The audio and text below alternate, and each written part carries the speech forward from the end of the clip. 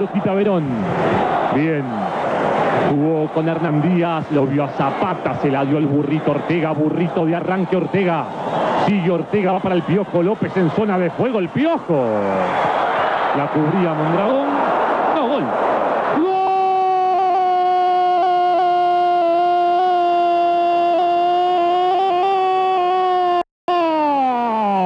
¡Gol! Argentino, le dio López. Ojo con López. No se percató Mondragón, casi nadie en el estadio. La Argentina tiene su propio carnaval en Barranquilla. Resiste el equipo argentino, llegará el envío por arriba, sale Nacho González. ¡Paz!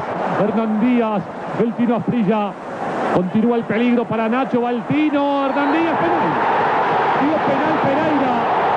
Habrá que darle una reiteración del lado opuesto. ¿A dónde estamos? No me dio la sensación de que fuera penal. Y cuenta regresiva, 3, 2, 1, Chicho Serna. ¡Afuera! Sí, el partido creo que salió como... El cambio de gobierno fue tomado como buen signo por la afición que en reducido número se dio cita para presenciar una histórica goleada de Ecuador a Uruguay por 4-0 por eliminatorias. La cuenta fue abierta a los 6 minutos a raíz de un tiro de esquina que fue peinado y luego cabeceado. El rebote quedó en los pies de Alex Aguinaga, quien remató sin dificultades al fondo de las redes. La suerte del partido quedó sellada en el segundo tiempo, cuando en el minuto 69 el mismo Aguinaga efectuó una corrida por el lado izquierdo. Su centro peinado por la defensa uruguaya fue controlado por Agustín Delgado, quien sin inconvenientes marcó el 2-0. 7 minutos después, la cuenta se incrementaría en una jugada parecida que vino del lado derecho. Delgado nuevamente fue el encargado de definir ante la salida del buen portero Robert Siboldi. El marcador se cerró en el minuto 87, luego de una habilitación de Luis Capurro a Clever Chalá, quien con potencia y habilidad concretó el cuarto tanto en medio de la impotencia de los uruguayos. De hecho, en los 15 minutos finales se produjo la expulsión sucesiva de 3 jugadores de la divisa celeste por doble amonestación: Gustavo Méndez, Nelson Abeijó y Daniel Fonseca. Luego en Quito, Roberto Aspiazu. Eco. Dos países hace ya más de un siglo que, aunado a la tolerancia laboral en oficinas públicas y privadas, llenaron las graderías del principal escenario deportivo boliviano. Con una temperatura agradable se iniciaba el primer tiempo de igual a igual. Marca tenaz de los chilenos, presión boliviana que a los 27 minutos, gracias a un pase de Jaime Moreno, permitió a Vladimir Soria rematar desde fuera del área, dando el 1-0 para los locales. Las fallas de la defensa boliviana volvieron a repetirse, facilitando peligrosos contragolpes de los chilenos. A los 45 minutos, con un tiro libre de González, cae el arco defendido por Truco, dando el 1-1. Antes del primer tiempo, 4 tarjetas amarillas para Bolivia y 3 para... Opinión sobre el arbitraje no por todos compartida, en especial al constatar un segundo tiempo con rendimiento menos que regular del cuadro verde. La culpa para algunos es de los directivos. Lo cierto es que con una baja productividad, los nervios fueron de los bolivianos, ya que los chilenos tenían el empate en el bolsillo y así jugaron el segundo tiempo. El balance: los chilenos se prepararon técnica y psicológicamente, los bolivianos en uno de sus peores encuentros en lo que va de las eliminatorias. Victoria para el equipo de Paraguay de 2-1, cuando vemos aquí el resultado final de Bolivia contra Chile. Previsible que permite a España reafirmarse en la cima del grupo 4 con 4 puntos de ventaja sobre Yugoslavia. Vamos a ver aquí parte de la actividad y los goles en Belgrado el próximo 30 de abril. Pues España va a enfrentar a Yugoslavia. De hecho, pues el que se dio o se sirvió con la cuchara grande fue Alfonso Pérez, quien aquí anota la primera para España, punteando el balón. Después esta cae de una manera muy fortuita, porque aquí viene un recorte, disparo que pega en un jugador maltés, le queda otra vez a Alfonso Pérez y aquí está cuajando el segundo. Guardiola va a anotar el tercero para España, otro balón que quedó ahí cerca, mientras que el que va a cerrar la cuenta es Juan Antonio Pizzi para el equipo de España. Aquí lo vemos, el remate que queda otra vez ahí. Pizzi simplemente empujó el balón. Malta continúa en el sótano del grupo tras haber perdido los 5 encuentros en los cuales ha participado sin marcar un solo gol, y a cambio tiene 25 goles en contra del equipo.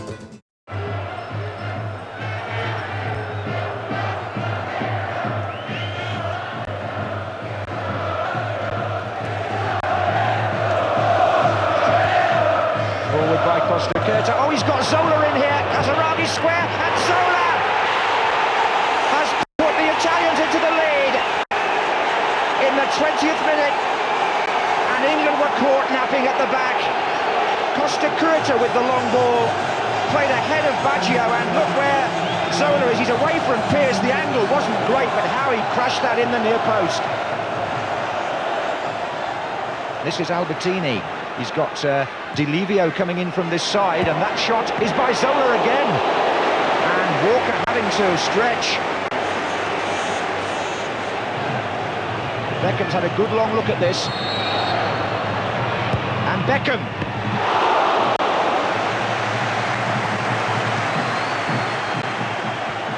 Pearce into Batty. Shearer lining up in the centre. Oh, and the flick has gone just wide by Matt Letizier.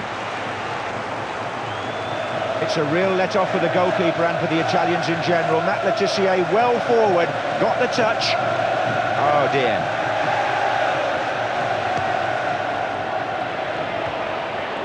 And this is Stuart Pearce. Oh, beaten out by Peruzzi from the player-manager of Nottingham Forest. This is Neville now to prod it back in for England. There's an appeal for offside. Shearer's underneath it. Danger here possibly, and Paul Merson in a good position for England. Oh, and he drove it across the goal, and it was Sol Campbell who was nearest to it at the last. Ince for England. 3 others up with him. Good running by Paul Merson and well played by Ince. And Ferdinand's gone through the middle, and Ince shoots. Beaten out by Peruzzi again as far as Beckham. But England still have it with Lasso. Oh, that looked as though it might be the moment. Campbell with the goalkeeper. The header up in the air. This is going to come down to David Batty. Oh, there's Alan Shearer's it on the far side. Oh, what good goalkeeping by Peruzzi. And that result, of course, leaves Italy in a commanding position in Group 2. England still head the group on goal difference, but the Italians have a game in hand.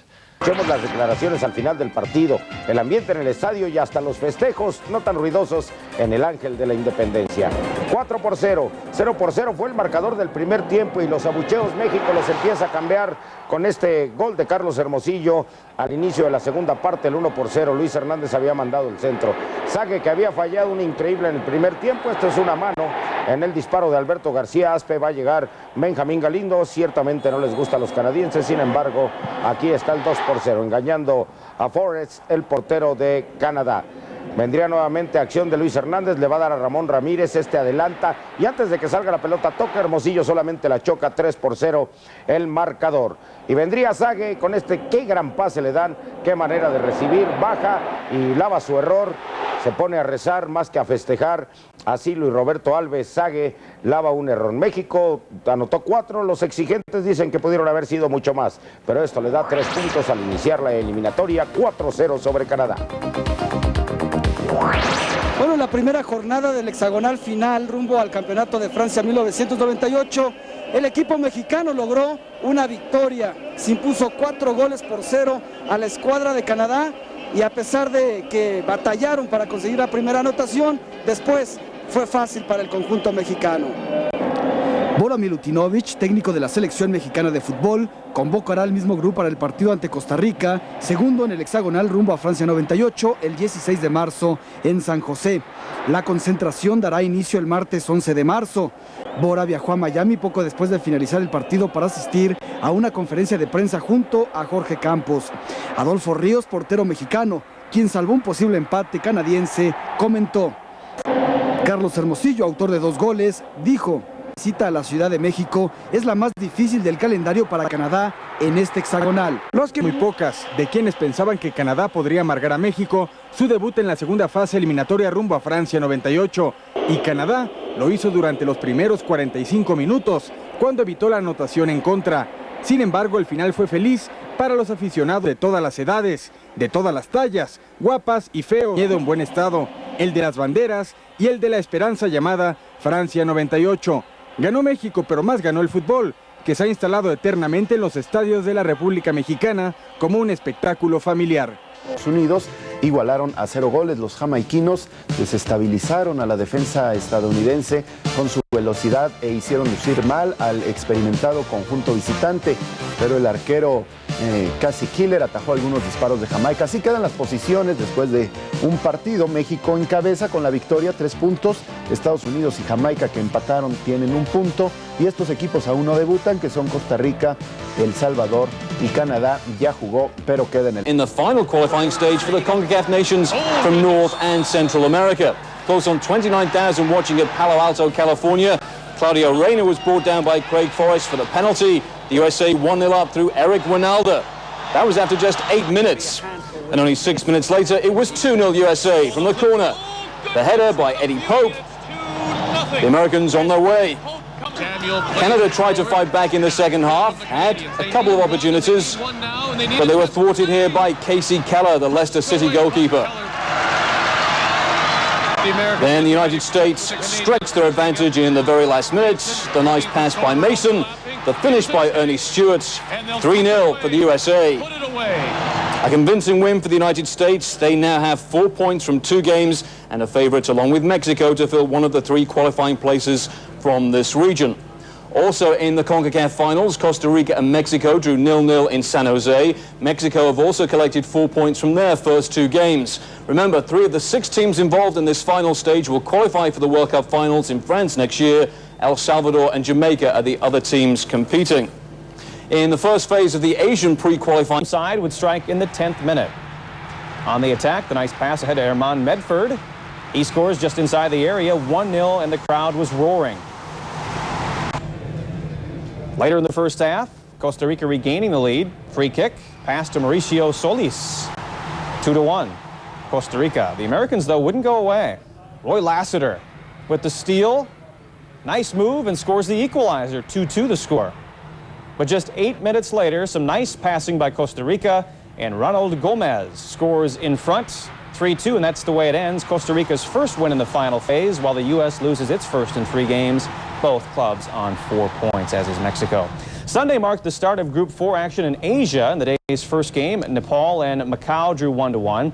Japan opened its campaign for a berth in the '98 World Cup, beating Oman on a 10th-minute goal from Norio Omira. Qualifying matches in Oman continue throughout the week. Still ahead, the game.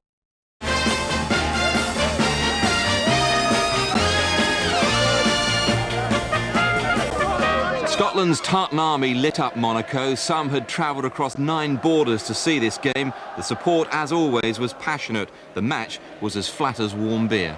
Here's Gallagher. Pulling that back for McAllister. The Boyd! And it breaks off McGinley. Tom Boyd's closest yet to an international goal.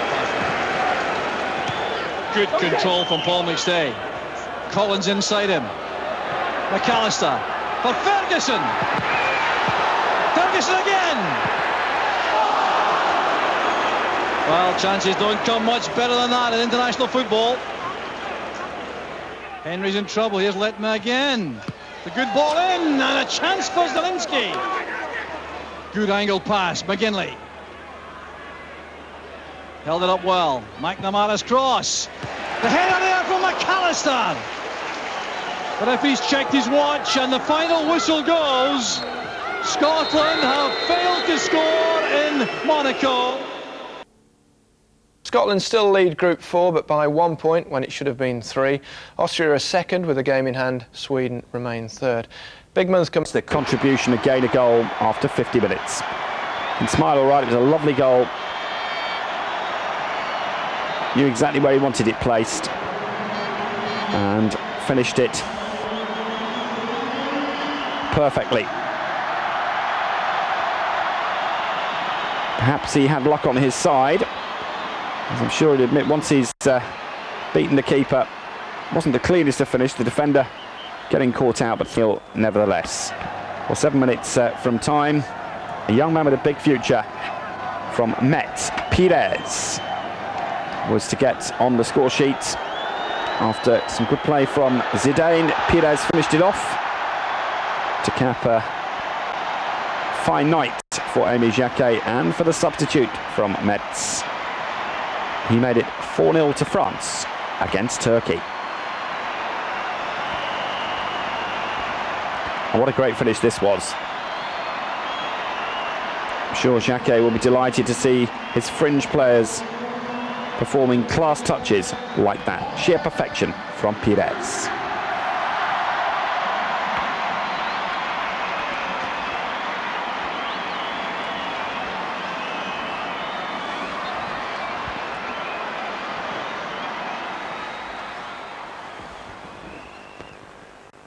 The long unbeaten French run had to end somewhere, and it ended in the match between Denmark and France. Just one goal in it, but it was Denmark who had most of the opportunities. Moller shooting over as Johansen, their new coach, watched on. The only goal coming on 19 minutes, and a fairly soft one, but a great overhead kick from Pettersson. Helveg finding Reaper. Marking may be questioned, but the Danes in front after 19 minutes. Denmark, of course, European champions themselves in Sweden in 1992. Haven't reached the same height since, but this was psychologically a very big win for them. France in the second half pressed forward to try and protect their unbeaten record, but trying to beat Peter Schmeichel was easier said than done. Jokkev's shot may have been deflected, but France seldom looked like equalising, and Denmark won 1-0. But France got back to winning ways in a friendly in January of this year away to Portugal, and this was a very good result. The Portuguese very hard to beat in their own country.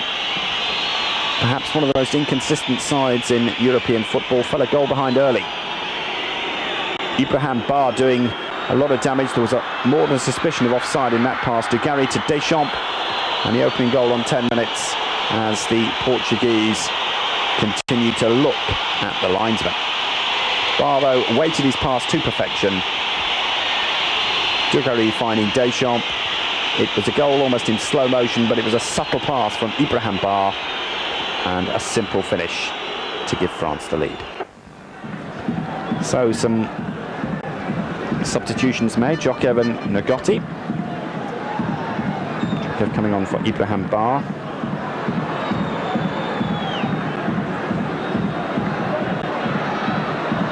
Ba, though, having the last laugh as he made it 2-0. 62 minutes. Jacquet delighted. France 2-0 in front.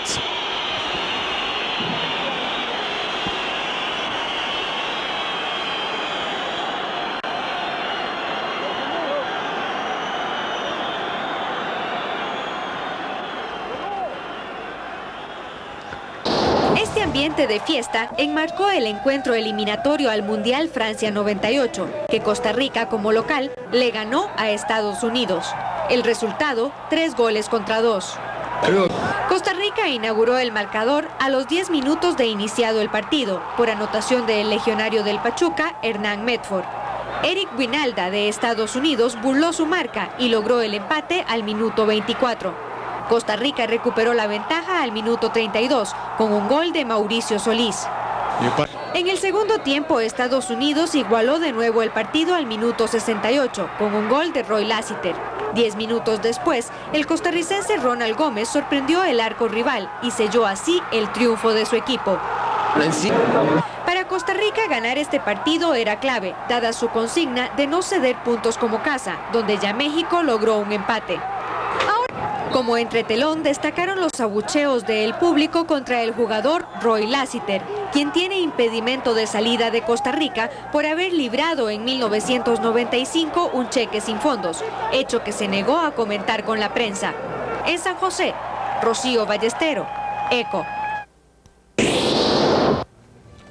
En más información de Centroamérica de fútbol, las selecciones de Panamá y de Belice en un partido de la UNCAF empataron a un tanto. Esto es la Unión Centroamericana de Fútbol. El partido se efectuó en Guatemala. El de vuelta se celebrará en Guatemala del 15 al 27 de abril ante una regular concurrencia en el Estadio Nacional Rommel Fernández de la capital panameña. El representativo local abrió el marcador, mientras que estamos viendo en partido amistoso, Bolivia se impone 6-0 a Jamaica, que se estaba preparando allá en la altura en La Paz. Jamaica, próximo rival de México, pierde 6-0.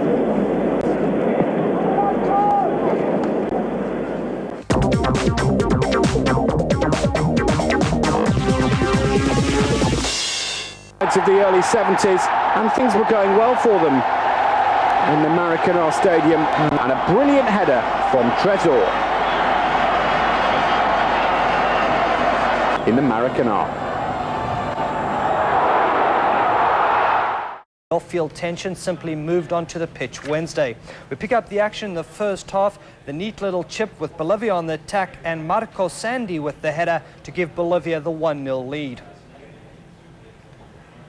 But then just before half-time, Argentina would get an equalizer. The Bolivian defender going in with the high tackle, bringing down the Argentinian player. The referee having no hesitation in awarding a penalty. Gorosito would take the penalty, and sending the goalkeeper the wrong way, and that made it 1-1 at half-time. Then the start of the ugly stuff. An Argentinian assistant is reprimanded by the referee. The assistant is pelted with objects from the crowd at half-time and had to be escorted off the field by police. Then in the second half, the Argentinians were their own worst enemies. First, Gonzalez makes 3 excellent saves in the Argentinian goal, but finally Ocha Azpur finds the back of the net to give what would be Bolivia the game-winning goal. Then things got way out of hand near the end of the match. A fight breaks out between the two sides. Objects were hurled by the crowd. Police had to come onto the pitch to restore order. The game was held up for 10 minutes. Argentina finished the match with 9 men. Vivas and Zapata were sent off. Provocative gestures were made towards the joyous Bolivian fans. Final score, Bolivia 2, Argentina 1. Colombia and Paraguay were the top 2 sides in the group heading into Wednesday's action, and their clash in Paraguay was also ill-tempered. In the 6th minute, Paraguay with the corner, the nice ball, and the goal awarded to Carlos Galmara, but appears to have been knocked in by a Colombian defender. Nevertheless, 1-0 Paraguay. Still first half, Colombia threatened several times. The failure to clear the cross gives Valderrama the great opportunity, but Chilavert is able to tip the shot onto the crossbar. Then 9 minutes from time, an off-the-ball incident leaves Chilavert down, and both he and Faustina Aspria were sent off. Neither team agreed with the 2 ejections. The benches were cleared and the riot police had to be called in. The match had to be stopped for nearly 8 minutes, and when the game was finally resumed, Mauricio Serna converted the subsequent penalty to give Colombia the equalizer. It remained 1-1 until 3 minutes from the end. The free kick for Paraguay into the box, and the great header to the far post where Delis Soto slides through. Goal, goal, goal, goal, goal, goal! Final score, Paraguay 2, Colombia 1. In the other 2 games, Peru and Ecuador drew 1-1, and Uruguay beat Venezuela 3-1. So Paraguay go top of the group, 3 points ahead of Colombia. Goal difference is all that separates the third-place teams, Argentina, Bolivia, Uruguay and Ecuador. Only the top 4 qualify for the finals in France. Brazil qualify automatically as the defending world champions. And by the way, the Brazilians beat Chile 4-0 in a friendly Wednesday night. Italy took a perfect record into its match in Poland. The visitors with an early chance. Gianfranco Zola, though, goes over the crossbar. Poland now with an opportunity. The Italian goalkeeper fumbles. It's Rojitala with a chance, but his header will go over the bar. Check out how high Rojitala gets but he just misses the prime opportunity. Italy, another chance, but it's pushed aside by Poland's goalkeeper. Poland with a chance, but it goes wide. And as he was all night, Poland's goalkeeper equal to the task again, saving a fine shot by Zola. 0-0. The scoreless draw.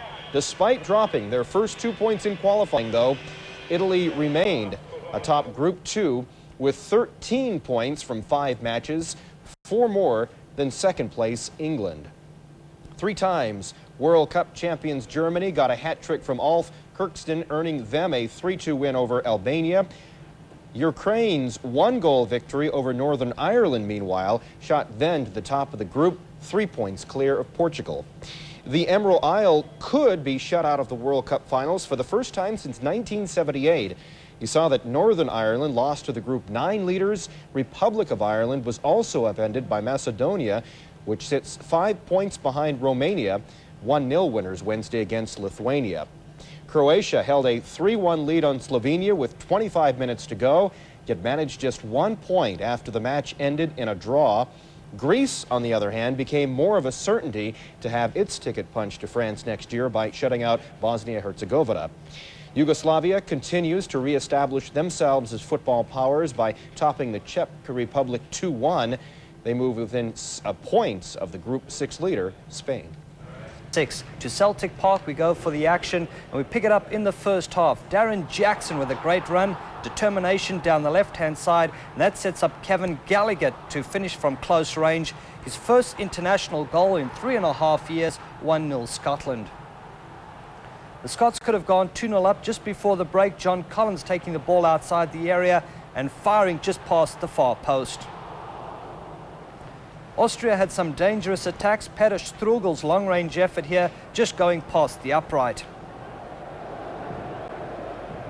Austria picked up the pace in the second half, looking for an equaliser. The great effort in the area, but Jim Leighton pulling off a superb save from the close-range effort. The Scottish goalkeeper denying the Austrians. But Scotland would round off the game with a second from Kevin Gallagher, finding a little space in the area, and just look at the finish. Oh, superb finish, top left-hand corner. Final score, Scotland 2, Austria 0.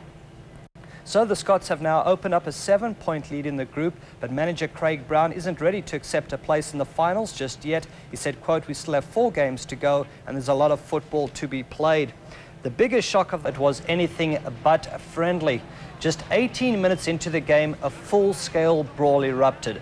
Players from both sides kicking, punching, and showing off the ugly side of football. 4 Mexican players were reportedly injured and left the field with cuts and gashes. The Jamaicans are in Mexico ahead of their CONCACAF World Cup qualifier against the Mexicans on April 13th. Not exactly the best preparation. Now to Wednesday's international friendly. José Luis Chilavert, el hombre emblema de Paraguay, puntero absoluto de la serie eliminatoria sudamericana de la Copa del Mundo de Fútbol, era el héroe de noche en el encuentro con Colombia, tras haber ganado 2 jugadas de gol a Asprilla y una a Valderrama, hasta que 15 minutos antes del final se golpeó mutuamente con Asprilla. El árbitro cobró penal y expulsó a ambos. Chilavert consideró injusta la expulsión. Fue que él cometió una falta, jugamos rápido y... Le empató el encuentro, pero un minuto después Paraguay logró el gol del espectacular triunfo. Los paraguayos recibirán en sus 2 próximos partidos a Uruguay y Argentina. Chilavert no estará en esos juegos por su expulsión. En Asunción, Carmelo Módica, ECO. The air may have been thin, nearly 1,200 feet above sea level, but the atmosphere was thick with tension. Argentine coach Daniel Passarella had already caused controversy before the match by storming out of a press conference. And he may have been dismayed by his side start. They were behind to the Bolivians just 7 minutes after the whistle. Shortly afterwards, the first of the game's ugly scenes took place. After defender Hernan Diaz had to be stretchered off with a suspected injury, the Argentine bench began arguing with officials and police on the touchline. It was only a taste of what was to come. Argentina equalised from the penalty spot just before half-time. But they went behind again in the second half, and that was the signal for chaos. Argentina had 2 players sent off, and that sparked more trouble as the players argued with officials and police. And Diaz appeared to spit in the direction of the crowd, and that prompted a hail of missiles from angry Bolivian supporters. Even press photographers became involved in the scuffles with police as they tried to get pictures of the players being led away. And after winning the Fair Play trophy in last year's Olympic Games, it was a return to the bad old ways for Argentinian soccer, which in the past has been dogged by incidents of poor discipline. Order was eventually restored after more than 10 minutes, and the rest of the game was played out peacefully. But at least one player couldn't resist one last dig at the police. Richard Johnson, Sky News. Investigan ya los hechos ocurridos la tarde de este martes en Toluca, Estado de México, y que involucraron en fenomenal gresca a la selección de fútbol de Jamaica y al equipo Toros Neza. Por lo pronto, la CONCACAF, a través de su secretario general Chuck Blazer, mexicana de fútbol, Toros Neza y la Federación de Jamaica. Today's international. Jamaican players were involved in an all-out pitch battle with players from a Mexican club side, giving Sunday's match even more of an edge. 120,000 fans on hand to see this one, and Mexico would make a fine start. They were awarded a penalty there for the foul by the goalkeeper, and Benjamin Galindo scored it. 10 minutes gone, 1-0 Mexico. 7 minutes later, Mexico added a second. The veteran Carlos Hermosillo supplying the finish. That was first of 3 for him on the day. And before the half was complete, Mexico would add a third. Hermosillo once again, his second goal. He'd go on to complete his hat-trick later, and Mexico won 6-0. A convincing win for the Mexicans, and no suggestion of the kind of on-field trouble Jamaica were involved in with the Toros Neza club side recently. Mexico take a firmer hold on first place in the final CONCACAF group and look bound for France'98. In the Asian... La CONCACAF para el Mundial de Francia 98. Vamos a las anotaciones. Va a venir esta falta del portero Warren Barrett sobre Carlos Hermosillo, esto al minuto 9. Esto decretó el árbitro un tiro penal que iba a cobrar bien Benjamín Galindo para poner en ventaja al equipo mexicano. Después pesaría mucho en el partido este hombre Luis Hernández, quien sirve este pase y con la bandeja puesta solamente remata de cabeza Carlos Hermosillo el 2-0 al 18. De nueva cuenta Hermosillo habría de escaparse y toca con suavidad ante la salida de Barrett para colocar el 3-0 al 39. Después vendría de nueva cuenta la combinación entre Luis Hernández, que hace el desborde, y el remate de palomita espectacular de Carlos Hermosillo, su tercera anotación de este encuentro al 47. Este es un golazo el que hace Joaquín del Olmo, un gran servicio de Benjamín Galindo y con gran técnica toca por encima para el 5-0. El mismo Luis Hernández con este disparo pegado al poste izquierdo cierra la cuenta para el equipo mexicano, el 6-0 definitivo, una gran demostración del equipo mexicano que borró prácticamente de la cancha al adversario. Ahí está el marcador final y la victoria para México, 6-0. Como apenas a los 44 segundos México tomaba la ventaja con un mal despeje de Casey Keller, aquí lo vamos a observar, y muy atento Carlos Hermosillo, ese es su mérito, que se levanta en el momento en que Casey Keller mete su despeje y Carlos Hermosillo tenía el 1-0. Posteriormente, Hermosillo en el cabezazo defensivo, Sague no se levanta, Guinalda la prolonga y Eddie Pope tenía el 1-1, así se iban al descanso. Un gran pase de Benjamín Galindo para Luis Hernández ante la salida precipitada de Casey Keller, era el 2-1. Pero iban a expulsar a Luis Hernández injustamente y vendría el equipo de los Estados Unidos al ataque. Aquí alcanzan a desviarle el balón a Nicolás Ramírez y desafortunadamente para el cuadro mexicano el balón se cruza en la red, en la meta que defiende Adolfo Ruiz. Observen cómo le desvían el balón y ya no sabe cómo atacarlo Nicolás Ramírez, el hermano de Ramón. 2-2 el resultado final en este partido, un punto para cada uno. México es líder de este hexagonal. Staying with football in the Asian World Cup qualifier between the United Arab Emirates and Bahrain. First half, corner for the UAE and goal, goal, goal, goal, goal, goal, goal. Then in the second half, and the UAE go further ahead. The good through ball, the cross comes in side with the easiest of goals, and that made it 2-0. Then on 60 minutes, the UAE paired their lead and almost a carbon copy of the last goal, the delightful through ball. And once again, it would be Saad on the end, scoring his second goal of the game. The United Arab Emirates 3-0 winners on the day. And with the win, the UAE takes sole possession of the lead in Group 3, and they will advance to the second round of qualifying unless they lose by 3 or more goals in their final game against Jordan on Saturday. But you can put a fork in Bahrain. Meanwhile, acercarán el duelo de colistas entre Chile y Venezuela, jugarse el martes en Santiago. Encuentro válido para las eliminatorias del Mundial de Fútbol de Francia. Las fuerzas del orden formarán 3 cordones de seguridad en torno al Estadio Monumental, por los cuales no dejarán pasar elementos que puedan servir como proyectil, ni siquiera frutas para el entretiempo. Hombres y mujeres serán revisados de pies a cabeza. El férreo dispositivo de la policía será respaldado por perros adiestrados y caballos. Además, en el interior del recinto ya se reforzaron las rejas y se instalaron cámaras de video para detectar y grabar cualquier movimiento amenazante en las galerías. Canadá y Jamaica empataron a 0 goles en la fase final de clasificación para el Mundial de Fútbol de Francia 98. Encuentro correspondiente a la Confederación Norte Centroamericana y del Caribe de Fútbol, la CONCACAF, lo que complica sus posibilidades de conseguir su pasaporte para Francia.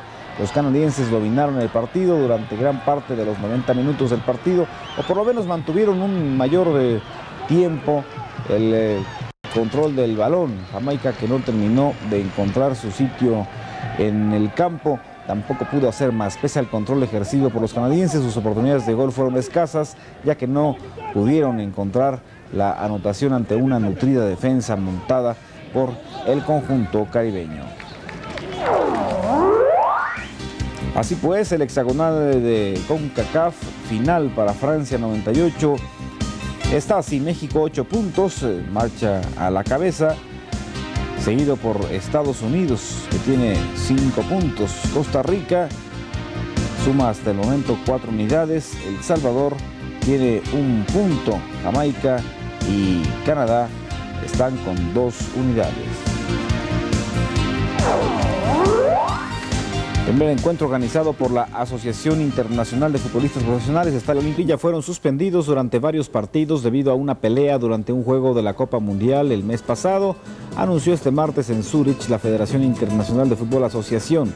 Chilavert y Asprilla fueron suspendidos durante 4 y 2 partidos respectivamente debido a que ambos se pelearon a golpes durante un encuentro clasificatorio en Asunción el pasado 2 de abril. El incidente provocó una trifulca en la que participaron los jugadores de los dos equipos y la policía, por lo que el partido, ganado posteriormente por Paraguay 2-1, tuvo que ser suspendido durante 5 minutos y pues todo deriva en el castigo a Chilavert y Asprilla. England 2, Georgia 0.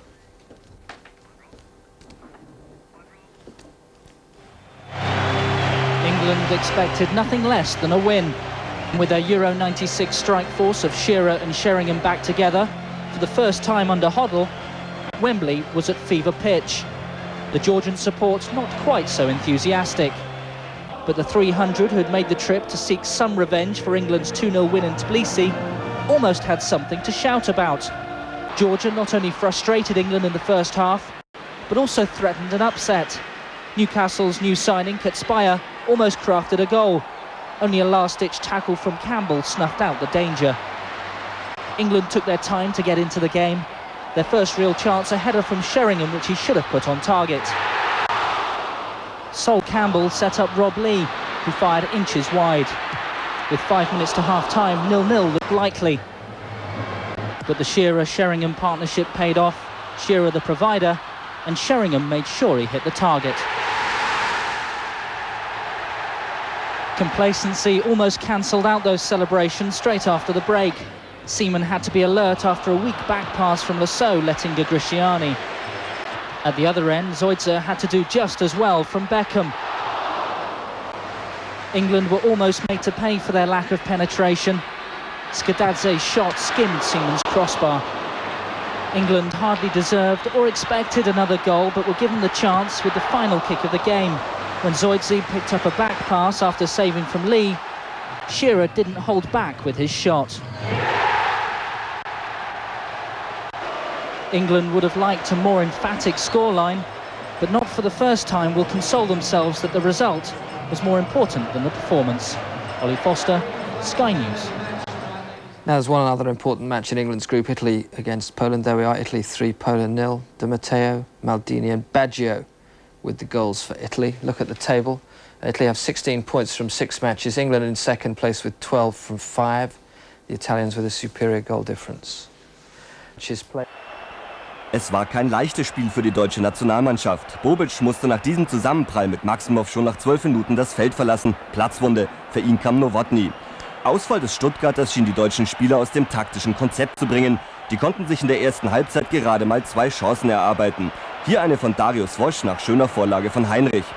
Erst in der 62. Minute erlöste Oliver Bierhoff die 33.000 Zuschauer im Bremer Weserstadion mit diesem perfekten Volleyschuss ins lange Eck. Danach spielte die deutsche Mannschaft wie befreit auf und es kam der große Auftritt von Mario Basler. Ball mit Hacke vorlegen, Doppelpass mit Wosch und Klinsmann, Gegenspieler abschütteln und rein das Ding. Ja, das war's doch. Mit diesem 2:0-Sieg hat sich die Ausgangslage der Deutschen entscheidend verbessert. Die Ukraine führt zwar noch mit 12 Punkten aus 6 Spielen, dahinter aber jetzt schon Deutschland mit 11 Punkten aus 5 Spielen. Die Hackordnung ist wieder hergestellt. Uno de Leonardo, el primero del partido antes del minuto 5. Brasil ya ganaba 1-0. Aprovechando error de la defensiva, los centrales se adelantan, los laterales se quedan. Queda un hueco que Yalmiña aprovecha para su pase. Y esto es un penalti. Muy apretada la jugada, pero el árbitro Bajarmás de los Estados Unidos señala como pena máxima que cobra Romario. Y era el 2-0 al minuto 11. Antes del minuto 22, Brasil ya ganaba 3-0.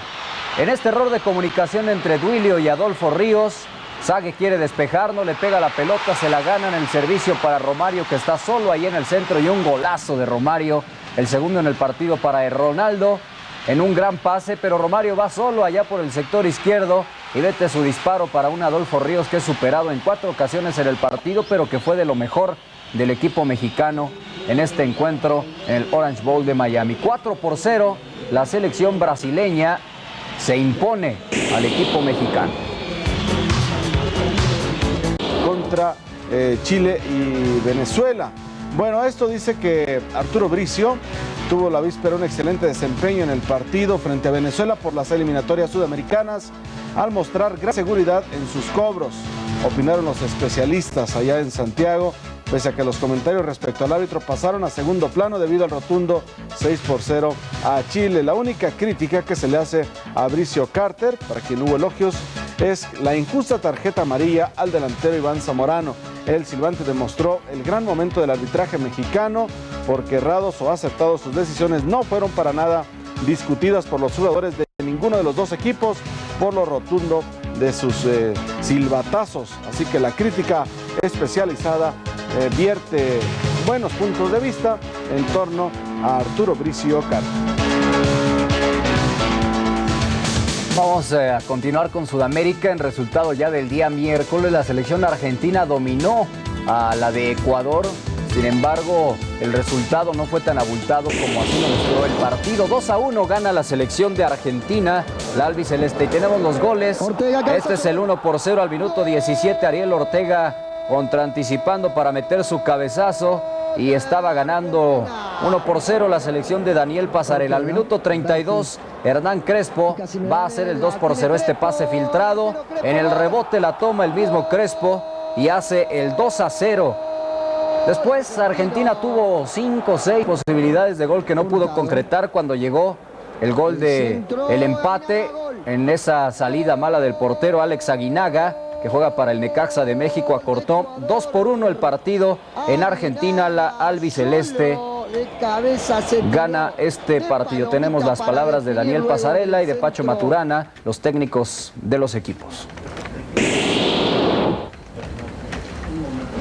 A su similar de Uruguay, el 1-0 al minuto 37 de Aristides Rojas, el 2-0 de José Saturnino Cardoso de tiro de penalti al 73 y el 3-0 de Hugo Brizuela al minuto 83, y por Uruguay descontó con un remate con la cabeza al 87 el delantero Darío Silva. Así que Paraguay 3-1 a Uruguay. Y en otro partido, celebrado también allá en Colombia, el equipo de Perú le gana 1-0 al equipo de Hernán Darío Gómez. 1-0 gana entonces Perú con anotación de José Pereda y con ello le está dando una derrota al equipo de colombiano en su propia casa. La segunda que sufre después de que Argentina fue y les venció también a domicilio. Vaya sorpresa esta la de Perú, 1-0 sobre Colombia. El Salvador demostró su garra futbolística en el partido contra Costa Rica. Con un marcador 2-1 a favor del seleccionado salvadoreño, cerró un encuentro en el que el apoyo de la afición fue determinante. Cerca de 40.000 personas derrocharon toda su energía para apoyar al equipo local. El marcador se abrió al minuto 20 con un gol del internacional Raúl Ignacio Díaz Arce. El segundo de El Salvador se anotó a los 9 minutos del segundo tiempo con un cañonazo de Elías Montes. Diego Arnáez por Costa Rica fue el encargado de concretar a favor de su equipo en el minuto 13 de la segunda mitad. Momentos de agonía se vivieron cerca del cierre del encuentro cuando los ticos intensificaron su lucha y la afición salvadoreña pedía al final del tiempo reglamentario. El resultado, una victoria para El Salvador que fue disfrutada por todos. It was Romario on hand to mark his return. His celebrations were more muted than those seen in the last World Cup. But the skills remain undimmed. Chile's defenders, in all honesty, are not the world's best. Even so, Romario gave a few indications of the problems he may cause to teams hoping to wrest the cup from Brazil. A Ronaldo penalty made it 3-0, and not to be outdone, Romario completed the scoring, albeit as part of a hollow victory. Place on the weekend of September 19th. Meanwhile, Congo surprised the African Nation Cup champion South Africa in a Group 3 qualifier on Sunday, and the hero for Congo was their second-half substitute, Mohani. He scored both goals in the 2-0 victory. Congo now 3 points clear at the top of the group. Elsewhere, wins for Kenya, Liberia, Tunisia, Cameroon and Angola, but the game in Gabon was abandoned in the second half. With Morocco leading 4-0, the home fans became angry and continued to throw various objects onto the field. 3-1 similar de Jamaica en partido correspondiente al hexagonal final de la CONCACAF rumbo a Francia. Aquí están desde luego las anotaciones, un error del arquero de Jamaica y viene César Wanchope para hacer al minuto 32 el 1-0. Sin embargo, vendría la reacción de los jamaiquinos. Aquí está a la media vuelta, una mala marcación desde luego de los ticos y Andy Williams estaba al minuto 60 poniendo el 1-1. Sin embargo, vendría la reacción del equipo local. Aquí un rebote de la defensa, todavía una buena jugada y esta bala que saca César Wanchope haciendo su segundo gol en el partido al minuto 70. Y a un minuto del final vendría otra anotación de los costarricenses. Aquí Alan Oviedo, aprovechando una pésima marcación de la defensiva de Jamaica, estaba colocando la pizarra final. Costa Rica 3, Jamaica 1 y Costa Rica se pone en segundo lugar de la clasificación general.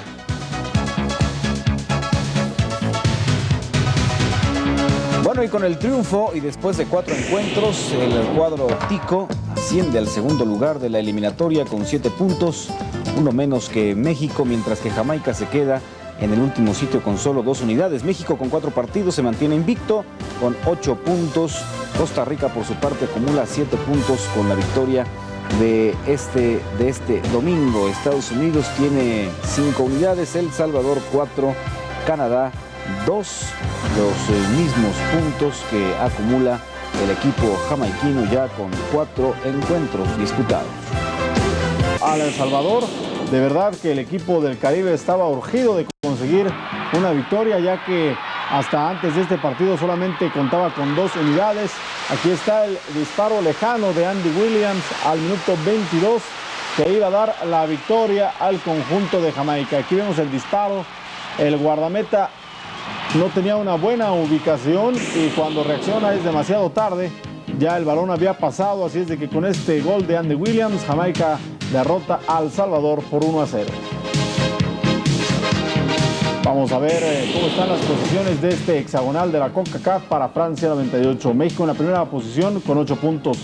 Costa Rica en el segundo lugar con 7 y Estados Unidos tiene 5 unidades, al igual que Jamaica, que logró esta importante victoria y de nueva cuenta está en la pelea. El Salvador se queda en el cuarto sitio con 4 puntos y Canadá se alejan las posibilidades para el conjunto de la hoja de maple. Está solamente con 2 unidades en el último lugar de este hexagonal.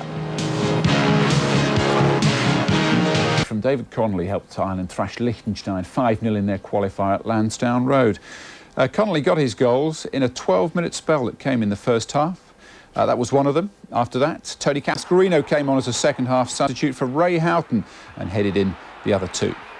That win then takes the Republic from 4th up to 2nd in the Group 8 table, but still 8 points behind Romania, and that's from the same number of games played. Sheringham keep England firmly on the road to the 1998 World Cup finals. Teddy Sheringham scored the goals in an impressive 2-0 victory over Poland, England's 3rd straight victory away from home in the group with no goals conceded and 7 scored now. So they're now guaranteed 2nd place at least in Group 2, which means they're assured of a playoff place. Italy still lead the group by 1 point, but the decider will come in Rome on October the 12th when the top 2 face each other, and the odds are England will need to win there to take the one automatic qualifying place for France '98. There were 6 changes to the side that played South Africa in the Old Trafford friendly.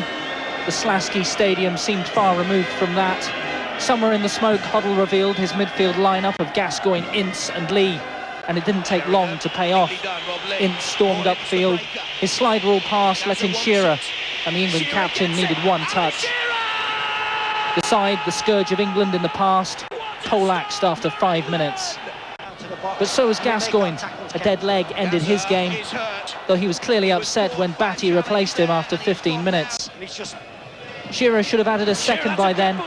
Josviak was lucky to escape with just a yellow for the push, but David Beckham wasted the free kick.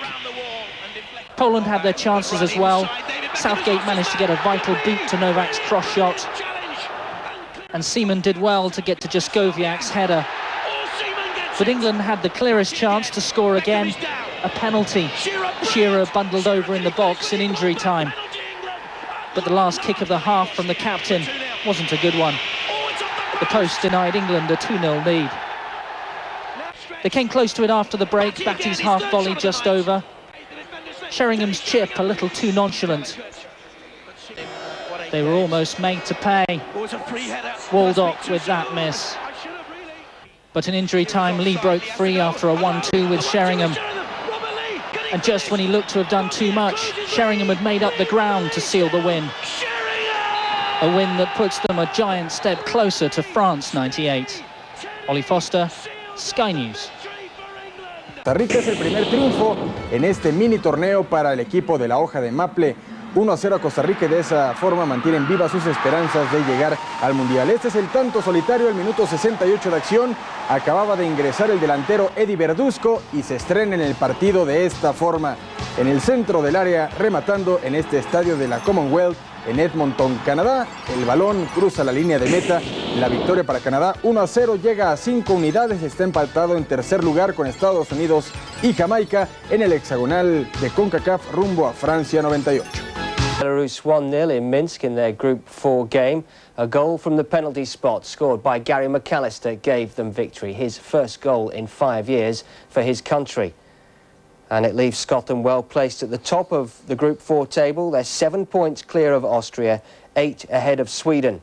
El mexicano pues está obteniendo un buen resultado. Y había expectación por ver al equipo mexicano y al salvadoreño, obviamente, primero a ver los salvadoreños a su escuadra. Lo que no gusta un poco es esta situación precisamente previa al partido. Se estaba entonando el himno mexicano y escuchen ustedes. Y bueno, pues eso es una cuestión que sucede. Y ya listos para el partido, aquí vemos al portero del equipo salvadoreño y ya estaba todo listo. El árbitro del partido, el señor Hugo Cordero de Argentina, de hecho el cuerpo arbitral era de este país, pues checando que estuviera todo listo para la iniciación del partido. Ya entradas las acciones, por cierto, pues estuvo lloviendo al inicio del partido, una fuerte lluvia cayó previo al encuentro y en algunos minutos del mismo. Y era el equipo salvadoreño el que empezaba a llevar las acciones a la portería contraria, y aquí vemos a Adolfo Ríos, el arquero mexicano, descolgando la pelota de Joric, el técnico yugoslavo que dirige los destinos de la escuadra del Salvador, ahí dando indicaciones.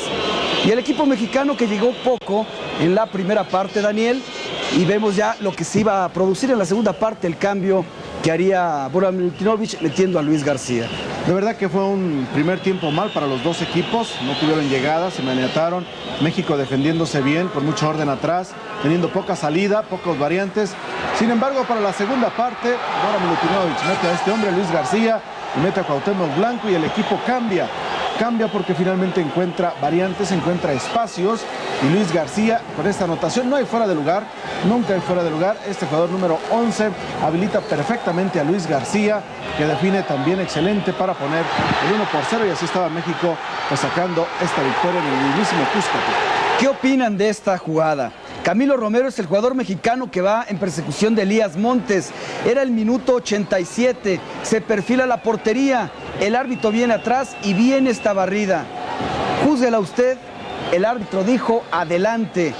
Y bueno, pues la reacción de los aficionados en el Cuscatlán no se hizo esperar. Comenzaron a aventar objetos a la cancha. Uno de ellos le alcanzó a golpear en la cabeza al árbitro asistente. Y bueno, pues El Salvador tenía problemas ya de alguna situación de veto por parte de FIFA al estadio Cuscatlán. Vamos a ver qué sucede. Por lo pronto, pues lamentable los acontecimientos después del partido, después de esta jugada, sobre todo en el terreno de juego. México gana 1-0 al Salvador. Rumbo a Francia 98. Intensa actividad y dentro de otros resultados, en el grupo 1, Dinamarca 2-0 sobre Bosnia. En el grupo número 2, Georgia se impone 2-0 también a Moldavia. En el grupo número 3, Finlandia 3-0 a Azerbaiyán. Y Hungría se impone o empata 1 con Noruega. Todo esto dentro del grupo 3, zona europea. Nos vamos a los resultados del grupo número 4, donde Bielorrusia cae 1-0 ante Escocia. Suecia derrota 3-2 a Estonia. Y Austria hace lo propio, 3-1 sobre Letonia. Esto en el grupo 4, 3-1 gana Austria a Letonia. Y en el grupo número 5, dos partidos, Bulgaria 4-0 a Luxemburgo. Y Rusia 2-0 a Israel, grupo número 5. En el grupo número 6, 3 partidos, el de mayor actividad. Islas Faroe vence 2-1 a Malta. Yugoslavia, ya veíamos las anotaciones, 2-0 a Eslovaquia. Y España, con gol de Fernando Hierro, que también ya vimos, en penalti, se impone 1-0 a la República Checa. En la actividad del grupo 7, solamente un partido, Bélgica 6-0 a San Marino. En el grupo 8, Macedonia 1-0 sobre Islandia. Y en el grupo número 9, que cierra la actividad de la zona europea, Portugal 2-0 a Albania, y Ucrania y Alemania empatan a 0 tantos. Mucha actividad allá en Europa rumbo a Francia 98. Y bueno, también hubo actividad en Sudamérica dentro de la jornada 12, eliminatoria rumbo a la Copa del Mundo de Francia. Y vamos a empezar nuestro recorrido con el partido que se disputó en el Estadio Centenario en Montevideo. Uruguay enfrentó a Colombia y parecía que el resultado positivo se le daba a Uruguay. La primera anotación de Darío Sil, minuto 7, colocaba el 1-0. Ya en la segunda parte Colombia jugó mucho mejor y ven esta jugada que inicia el pibe Valderrama, que da ahí en corto a su compañero y llega a final de cuentas Ricard al minuto 53, y de esta forma Colombia empata con Uruguay a un tanto y se le complica la situación al equipo charrúa en la tabla de posiciones. Cómo saca de la jugada de Moas, el ofensivo colombiano, y ahí estaba logrando el gol de la igualada 1-1. En otro compromiso de esta eliminatoria sudamericana, ahora estamos en Quito, donde la escuadra de Ecuador también se mete en problemas porque empata con Chile a un tanto. Graciani al minuto 44 pone en ventaja a la escuadra ecuatoriana, pero vendría la respuesta del equipo chileno. Y vean ustedes, tras este servicio de Núñez, el remate de cabeza de Salas, al minuto 53, 1-1 fue el resultado. Entre estas dos selecciones, Chile se vuelve a meter matemáticamente a la posibilidad de un boleto y Ecuador, pues se reducen sus posibilidades. 1-1 fue el resultado. En otro partido de la eliminatoria sudamericana, ahora nos trasladamos a Venezuela, donde empatan Venezuela y Bolivia a un tanto. Así que segundo punto para el conjunto de Venezuela. Sabarese, la figura en el fútbol de los Estados Unidos, hacia el minuto 18, el 1-0 vendría Castillo con este remate, el 1-1 al minuto 31. Así que Venezuela arranca un punto a Bolivia y ya tiene 2 en la clasificación general. 1-1 fue el resultado de este partido. El equipo sudafricano le ganó a Zambia 3-0. Aquí vemos la primera anotación de Kalele al minuto 9. Vendría otra vez el equipo sudafricano y Mazinga al 16 colocaba ya el 2-0 sobre la escuadra de Zambia, donde milita el jugador Kalusha Walia, que está en el fútbol mexicano, y Williams al 74 hace el 3-0. Sudáfrica mantiene posibilidades de clasificar a la Copa del Mundo de Francia 98. Califican 5 en el continente africano y ya van 3 los que han logrado este pase. Sudáfrica 3, Zambia 0 en la jornada de este domingo rumbo a Francia 98. Países clasificados, decíamos, el caso de... Für eine deutsche Mannschaft im Landesmeisterwettbewerb. In Syrien kam es im WM-Qualifikationsspiel für die Malediven im Spiel gegen Iran richtig knüppeldick. Dabei erzielte der Iran einen neuen Tore-Rekord für WM-Spiele. Die alte Marke hatte Neuseeland mit 13-0 gegen die Fidschi-Inseln gesetzt. Endergebnis diesmal 17-0.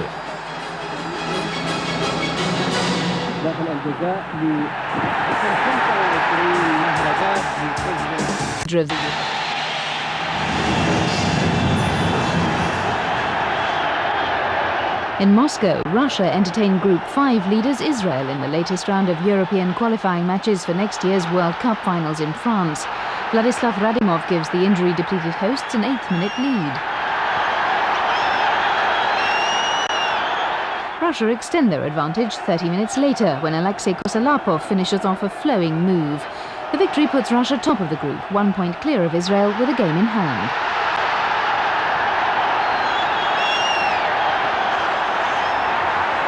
And in Asian Group 9, Iraq continue their quest for a place in France'98 with a home tie against Kazakhstan. Fresh from their 6-2 victory over Pakistan in Lahore, the hosts open the scoring in the 8th minute, courtesy of Sadiq Sa'doun. Alexei Klichine's free kick enables the visitors to draw level just 3 minutes before the break.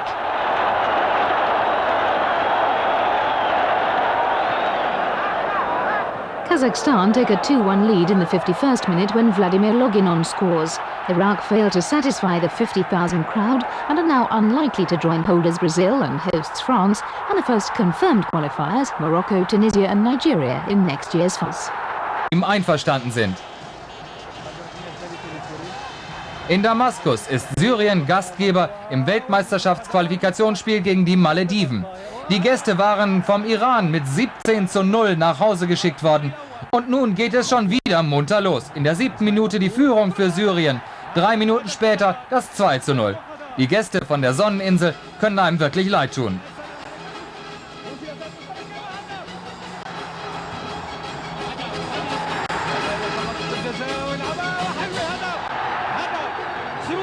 Der Fußball-Weltverband FIFA ist bereits heftig kritisiert worden angesichts solcher sinnloser Qualifikationsspiele. Fußballentwicklungsländer sollten erst Vorqualifikationen bestreiten, ähnlich wie in Mittel- und Südamerika.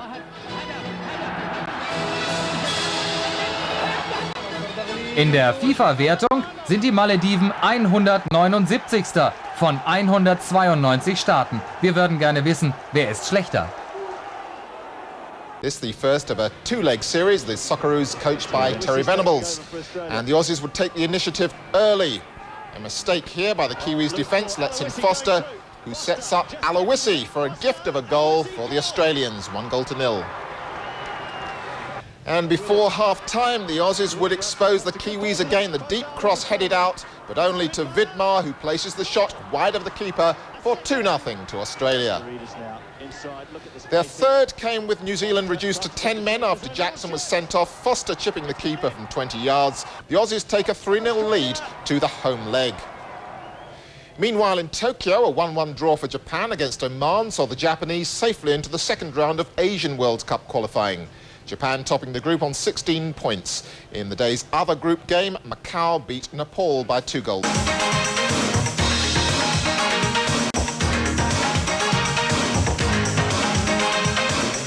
From the Americas, we're in World Cup qualifying action on Sunday. El Salvador played host to the USA in the final CONCACAF group. The USA had been in the lead 1-0 until that goal from Raul Diaz Arce, who makes his living in the MLS, ironically. The US had a chance to snatch victory late in the game. Roy Lassiter, who'd opened the scoring for the US, hitting the bar that time. 1-1 it finished in San Salvador. The top 3 teams qualify for the finals in France next year, and that point keeps the USA in third, just ahead of El Salvador. Mexico looks sure to qualify. The next 2 berths remain wide open, with just 2 points separating 5 countries. In the World Youth Championships in Malaysia, it was quarter-final day. The highlight was undoubtedly a repeat of the last final 2 years ago between cup holders Argentina and Brazil, who were on top in the first half and much of the second, but conceded that 81st minute goal to substitute Lionel Scaloni. And they were then finished off in the dying seconds by a goal from Martin Perez Lindo. 2-0 Argentina results. Argentina will next play Ireland, the surprise package of this tournament, who beat Spain 1-0. So Colombia had to be wary Saturday night in Santiago, where 75,000 were on hand to watch this one, and it took no time at all for the home side to go ahead. In the 16th minute, Marcelo Salas heads it home, and Chile on the board. Salas gets his second 11 minutes later. Ivan Zamorano finds Salas in the box. He puts it in. 2-0 Chile. Zamorano and Salas team up again in the 41st minute. The cross, Salas heads it home, past the keeper for the hat trick. Colombia would pull one back in the 53rd minute. Valderrama with the great pass to Hamilton. Ricard squeezes it home, and Colombia is on the scoreboard. They would score no more. In the 90th minute, Chile on the attack again. Number 16, nice moves, but he's brought down in the area. It results in a penalty, the defender trapping the boot. And who else steps up but Zamorano, spanking it home. 4-1 Chile. Colombia's winless streak in World Cup qualifying is now at 5, while Chile moves into the all-important 4th spot on the South American qualifying table. Remember, the top 4 finishers go to France. Paraguay is out in front, 4 points clear of Argentina. The crowd of 62,000 saw a fiercely contested final in Kuala Lumpur. A free kick, Pablo Garcia curls one over the wall and off the keeper for a 1-0 Uruguay lead on 15 minutes. Uruguay missed another chance just 5 minutes later. Nicolas Oliveira's rocket in the area, grazing off the crossbar. Argentina gets the equalizer off the corner. It's Cambiasso with the header, 1-1 the score. In the 42nd, Argentina with the good ball movement. Nice setup for Diego Quintana, 2-1 lead. Uruguay pressed hard in the end to get the equalizer. They will send virtually their entire squad to the area. But the ball does not find the back of the net. Argentina holds on 2-1 to keep the under-20 title. The Argentines lift the trophy for a record-equaling 3rd time, and in doing so become the first side to defend the title since Portugal back in '91. Earlier in the day, Ireland won consolation honors. They beat Ghana 2-1. The difference was Damien Duff's 32nd minute. In Paraguay against the group leaders. That is Ruben Diaz in place of goalkeeper José Luis Chilavert for Paraguay. Chilavert serving the second game of a 4-game suspension. Roberto Acuna with the blast for Paraguay, but sails over the crossbar. Argentina now on the attack. Marcelo Gallardo with the effort, but a good save from Diaz. Then on 30 minutes, still no score. Gallardo is brought down from the free kick. Gallardo takes it himself, beats the wall and beats the keeper at the near post to give Argentina a 1-0 lead. Then 11 minutes later, and Argentina go further ahead. Good ball movement inside the area. Juan Verón. First strike saved, but second one, no chance. 2-0 Argentina. Paraguay would pull one back, or would they? The cross comes in, the header finds the back of the net, but ruled offsides. Paraguay would pull one back though on 59 minutes from the penalty spot. It's Ayala, but it's all a little too late. Final score, Paraguay 1, Argentina 2. More South American qualifying from Sunday as Peru hosted the Copa America runners-up Bolivia. And in the 10th minute, Peru attacking German Carthy, finding the back of the net to give Peru the 1-0 lead. Peru would have to wait until the 51st minute for their second, Jose Soto with the score, and that would make it 2-0 Peru. Then on 54 minutes, Bolivia looking wary, but they would pull one back. Luis Cristaldo with the good strike to the far post. Final score though, Peru 2, Bolivia 1. And it was Venezuela playing host to Ecuador. No score until the 54th minute. Ecuador on the attack, nice 1-2 in the area, and it's Hurtado with the score, 1-0 Ecuador. Then on 77 minutes and a slip-up in the Ecuador defense, Miranda finding the breakthrough, finding the back of the net, and 1-1 is away. It finished up. The top 4 teams qualify for the finals in France, and at the top, Paraguay are 1 point ahead of Argentina with a game in hand. Venezuela are the only team that are completely out of the running, and Brazil qualify automatically for the finals as the defending champions. Meanwhile, Australian fans at River Plate Stadium were expecting a goal feast from Daniel Passarella's side. Early on, it's all Argentina, that shot going wide, and then another Argentina attack, the close-range effort, but that one sails over the crossbar.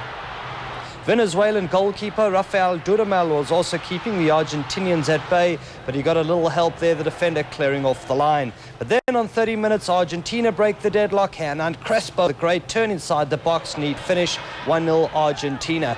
Venezuela free kick, Gabriela Miranda the strike, but good save from Carlos Roa.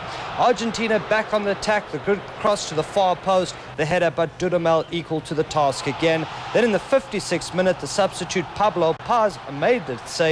Final score, Argentina 2, Venezuela 0. Now to La Paz, where Bolivia played host to Uruguay in a big game for both sides. Bolivia on the attack in the first half. Echeverri is brought down in the area. The referee says play on. Echeverri argues and gets a yellow card. Then second half, still scoreless. Taking another look there, by the way, at that free kick, which didn't materialize. Second half, still scoreless. Cross to the far post.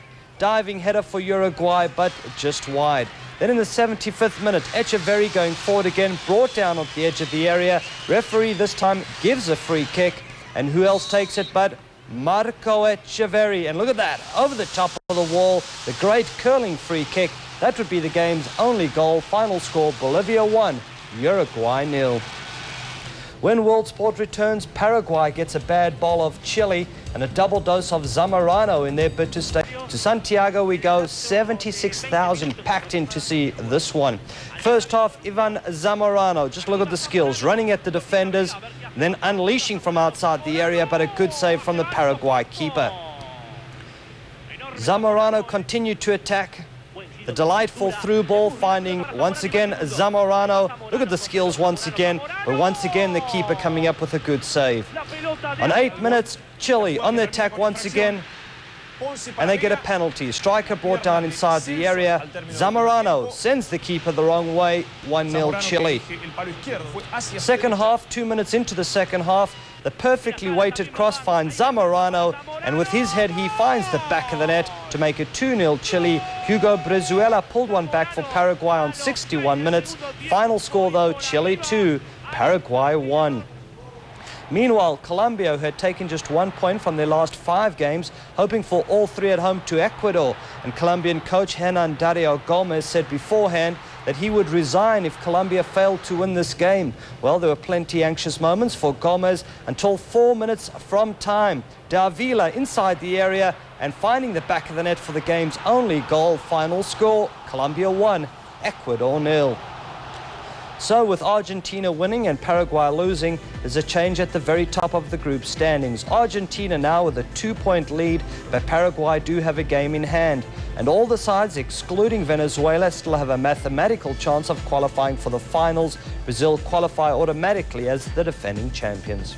Paraguay hatte zuletzt gegen Chile die Möglichkeit, der Qualifikation näher zu kommen. Doch in Halbzeit 1 liefen sie einem Zamorano-Elfmeter hinterher. Im zweiten Durchgang trat Zamorano erneut als Torschütze auf und beflügelte damit Chiles WM-Hoffnungen. Paraguay verkürzte durch Brizuela, aber verlor dennoch. Trotzdem glauben sie weiter an die Qualifikation.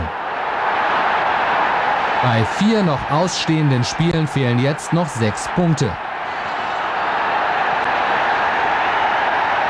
Das Interesse der Medien in Paraguay. For a meeting with Japan.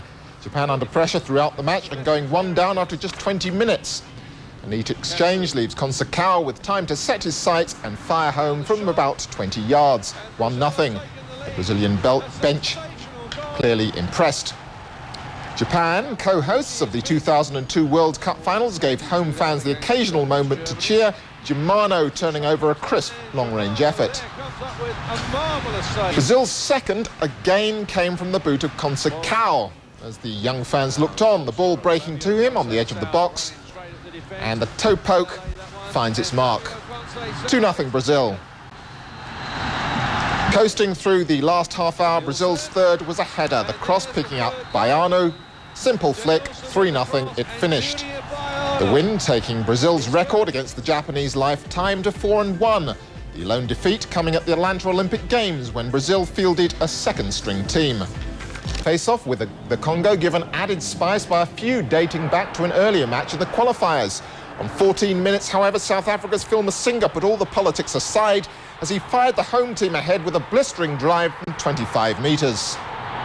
The 80,000-strong crowd, along with the South African coach, are on fire.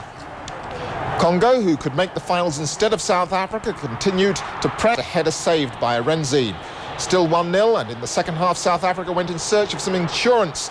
Great flick by Moshu, but his shot goes just wide. Needing 2 goals to make it, the Congo's efforts were relentless as time ticked by, but when the chances fell, they could not capitalise. When they did threaten seriously, Arenzi in the South African goal was equal to the task, despite the desperation of the Congolese attack. The South Africa would finish with a flourish, the wicked volley beaten out by Samba, but the damage was done. South Africa advanced to the finals by 1-0. The victory sparking scenes of utter jubilation as South African soccer comes of age. The footballers now with an opportunity at least to follow in the footsteps of their World Cup winning counterparts in rugby union by taking on and perhaps beating the best in the world. Cause for celebration? Just watch this.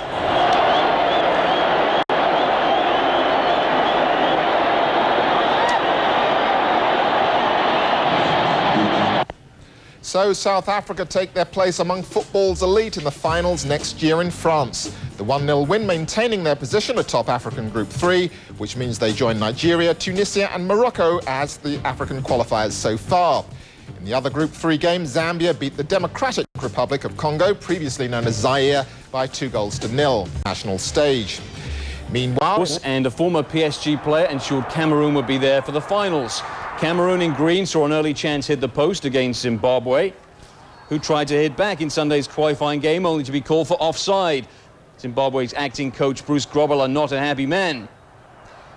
Cameroon went ahead early in the second half. Patrick Mboma, formerly with PSG, lashed home the long-range effort to send the visitors ever closer to the finals. Zimbabwe weren't about to roll over for Cameroon, though. Peter Unlove so close to an equaliser. But Cameroon went 2 up after 58 minutes. Again, more Mboma magic as he smacked the indomitable Lions into their 3rd straight World Cup finals. What a strike. Zimbabwe did pull back a late goal through Edelbert Digne, but Cameroon won 2-1 and finished top of their group, and they're through to France '98. Cameroon become the first African nation ever to qualify for 3 consecutive World Cup finals. South Africa have qualified for the finals for the first time. Nigeria, Tunisia and Morocco have all been there before. Those are the 5 African qualifiers. A relaxed look on a familiar face at the head of the German team, but perhaps Jürgen Klinsmann's not a student of history. a glance at the record books would have provided little encouragement. And for much of this match, Northern Ireland looked capable of extending their 20-year unbeaten run against the European champions. When Michael Hughes put the home side ahead after an hour, the Germans were facing the prospect of their first ever away defeat in a World Cup qualifier. But the game turned on a 69th minute substitution. Oliver Bierhoff was brought on, and within 3 minutes, Germany's 2-goal match winner in the final of Euro 96 had levelled the scores in Belfast. Another 5 minutes later, and Bierhoff was completing the first hat-trick of his career, one that leaves Germany favourites to qualify for France as group winners, but means that Northern Ireland must look back on another unsuccessful campaign. Meanwhile, the Republic of Ireland did little to improve their prospects of qualifying via the playoffs against Lithuania. Chance after chance went begging in Dublin. A goalless draw leaves the Republic in third place in the table. Wales's hopes of reaching France have long since passed, and having conceded 7 goals in Holland, they let in a further 6 in Turkey. This time, though, Wales did score 4 in reply, but another defeat will do little to improve a FIFA world ranking of 90. James Pearce, BBC News. We begin in South America, Colombia at home to Bolivia. Very first minute, Carlos Valderrama finds the head of Anthony Davila, 1-0 Colombia. Still in the first half, and this time Bolivia with the free kick. And just watch the saves coming up here from Oscar Cordoba. Absolute brilliant in the Colombian goal, making 1, not 2, but 3 good saves to keep out the Bolivians. Still 1-0 Colombia. Still first half, and Colombia get a penalty when a Bolivian defender brings a player down in the area, and Valderrama would step up to take the penalty and makes no mistake, 2-0 Colombia. Then in the 75th minute, Colombia get a third. And just watch the skills here from Faustino Asprilla. The delightful back heel. And Asprilla would eventually get it back. Heads in the third goal of the game. Final score, Colombia 3, Bolivia 0. To Montevideo for the game between Uruguay and Chile. 35,000 on hand for the game. No score until the 22nd minute. Uruguay on the attack. The cross to Marcelo Otero. And the superbly taken volley, that would be the game's only goal. Final score, Uruguay 1, Chile 0. To Quito, Ecuador entertaining Paraguay. And Richard Baz scores after just 5 minutes to give Paraguay the 1-0 lead. But 9 minutes into the second half, Ecuador get the equalizer. Alex Aguinaga with the header to make it 1-1. Then 13 minutes from time, and Ecuador get a winner. Ariel Graziana with the honours. Final score, Ecuador 2. Paraguay 1. Our last South American stop, Barinas, Venezuela at home to Peru. 13 minutes into the contest, and Manuel Marengo giving Peru the 1-0 lead. Jolinho would add the second for the Peruvians, and then Flavio Mastri would get the third. Good individual effort. Final score, Venezuela 0, Peru 3. So this is the big picture. Argentina still lead the group, but Colombia are now just 1 point behind. Mathematically, Venezuela are the only team that are out of it. And remember, the top 4 teams will join Brazil in the finals next year. One defeat in 85 World Cup qualifiers, a captain winning his 98th cap. Germany make formidable opponents. But Brian Hamilton and Jerry Armstrong had a statistic of their own. 20 years since Northern Ireland were last beaten by Germany. Quinn, that's a good run. Now needs support. Hughes is there. That's a great ball. Michael Hughes could be in, and is. It's 1-0.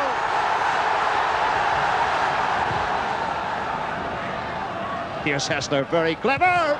It's 1-1. It's Bierhoff.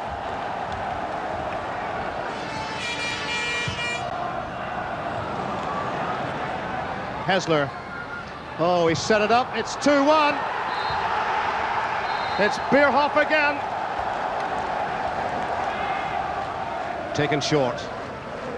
Hessler. Oh, it's in the net. Who's got the final touch? Who else? Bierhoff, number 13. Unlucky for some, not for him.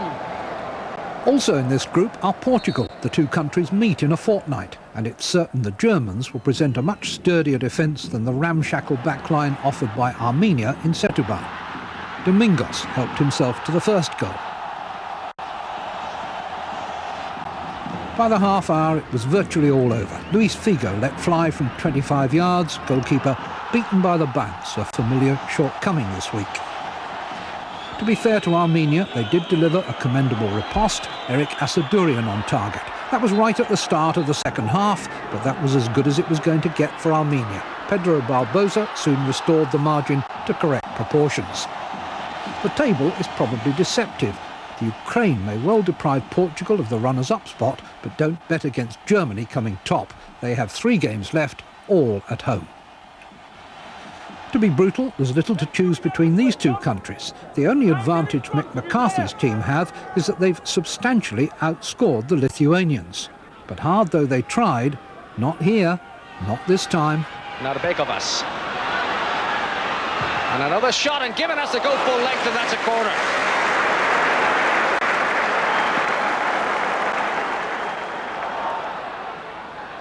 Oh, here's Houghton. Saved by Stauchen. And the corner saved by Vainoras. Play on. Cunningham with a cross. Quinn back in the danger zone. Stauchen with a fist. Houghton! And somehow it's gone wide.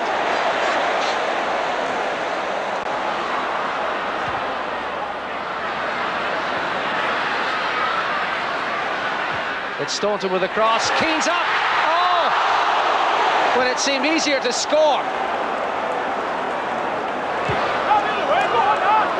Into the final minute. Throw everything forward. Hart. Cascarino up again. And just wide of the post. It just won't go in for them. Romania maintained their 100% record in this group to book their place in the finals. Next month, the Irish Republic are away to Iceland and Lithuania. 6 points will be the target. Wales is always a land of more hope than glory. Bobby Gould, his contract now extended, is under no false illusions about the task, but even he must have felt that 4 goals would be enough to see off Turkey. Safet, opportunity for it's in. With less than 5 minutes gone, Hakan gives Turkey the lead. And it's Safet again. And it drops to him. This could be a second. It is. Wow. This reminds me of Holland. Page. Towards Blake. Can he lift the ball over? He can. And Nathan Blake has pulled one back for Wales.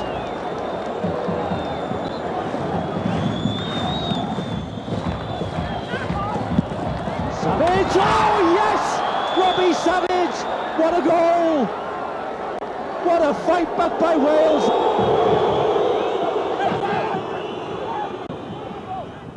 Both Blake and Bullen missing the ball. It drops to Blake. Giggs back onto Saunders. He should be through here. Dean Saunders! What a fantastic recovery by Wales!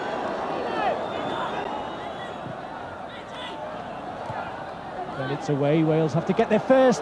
They stood back. Chance for Hakan, Wales guilty of giving away a soft goal. Ryan Giggs with this free kick. Left footed. And it's in!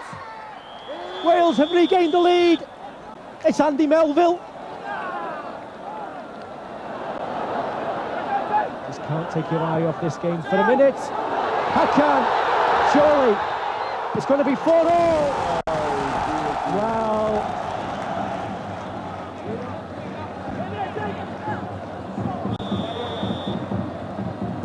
Arif. And it's in. It's Hakan, his hat-trick. Giggs in with the challenge, straight away on Abdullah. Behind Melville to Hakan. Hakan. Oh, 6-4.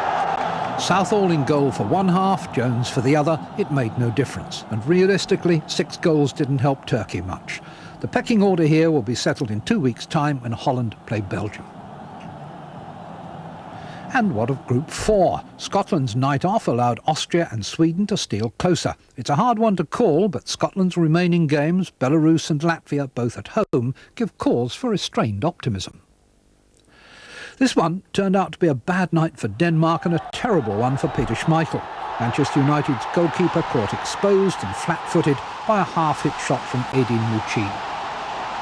Bosnia went 2-0 up when Mark Rieper conceded a penalty, and then Schmeichel completed his miserable night by blatantly giving away another.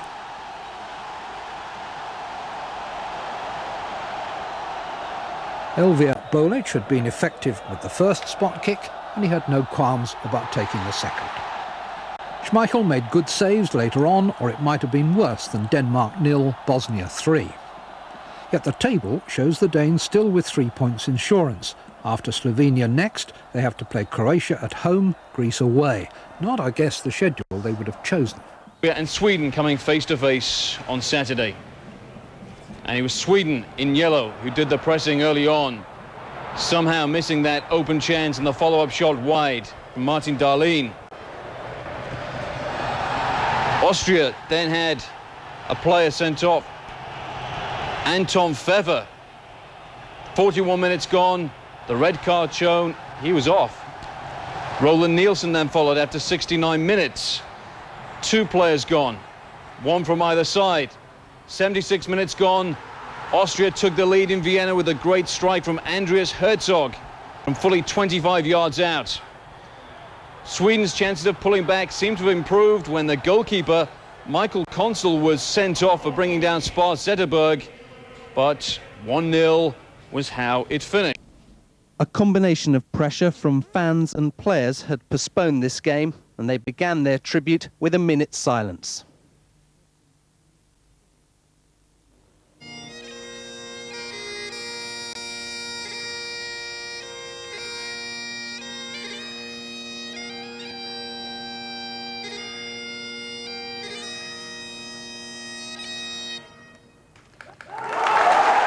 The Flowers of the Forest replaced the national anthems, but it seemed to inspire the Scottish team.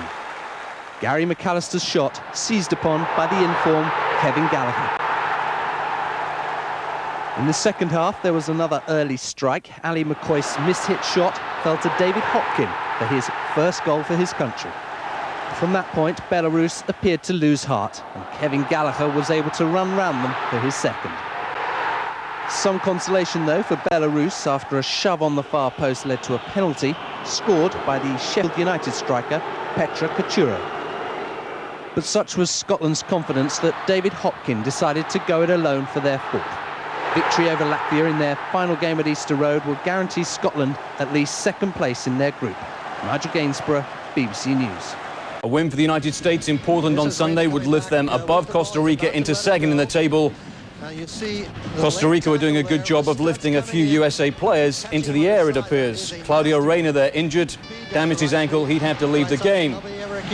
Into the second half, Preki, who used to make his living with Everton in England, now a star of the MLS, was brought into the game, and he had an immediate impact. Crossing the ball, Tab Ramos, just back from knee surgery, fired the ball into the goal for 1-0 USA.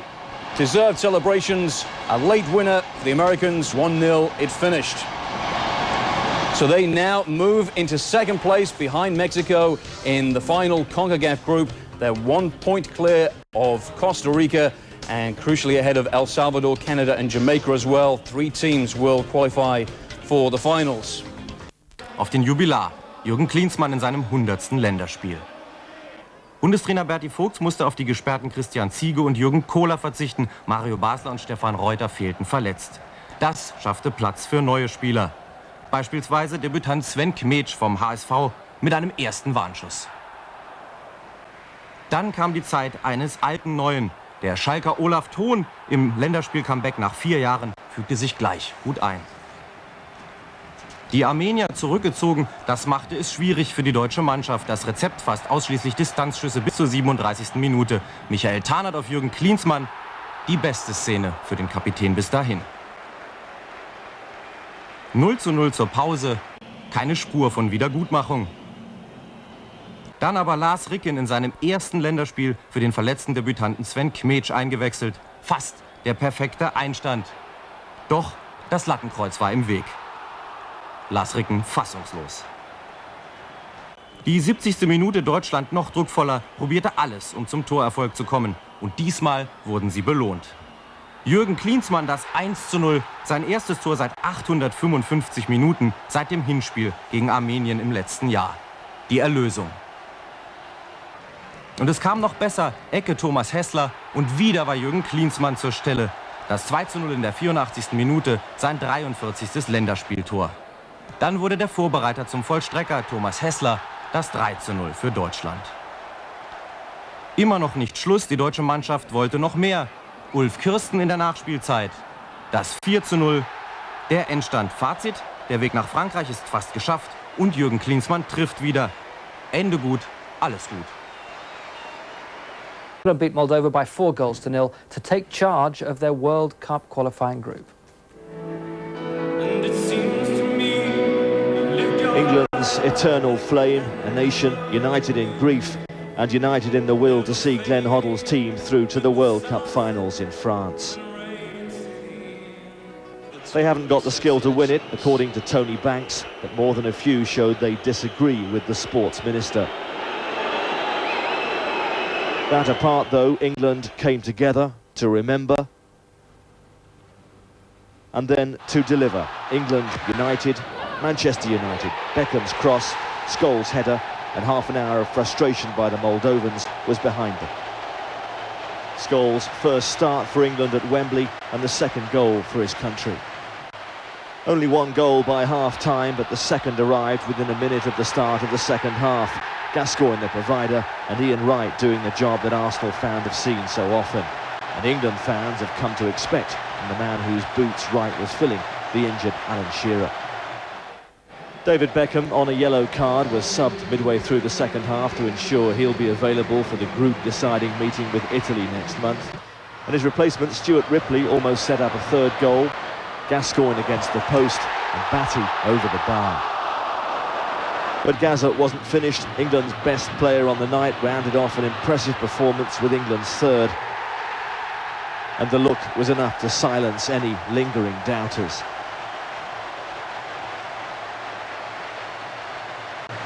Ripley's appearance was short and hamstrung, but England still got a fourth goal in the dying minutes, and the message from Ian Wright to Glenn Hoddle is loud and getting clearer all the time.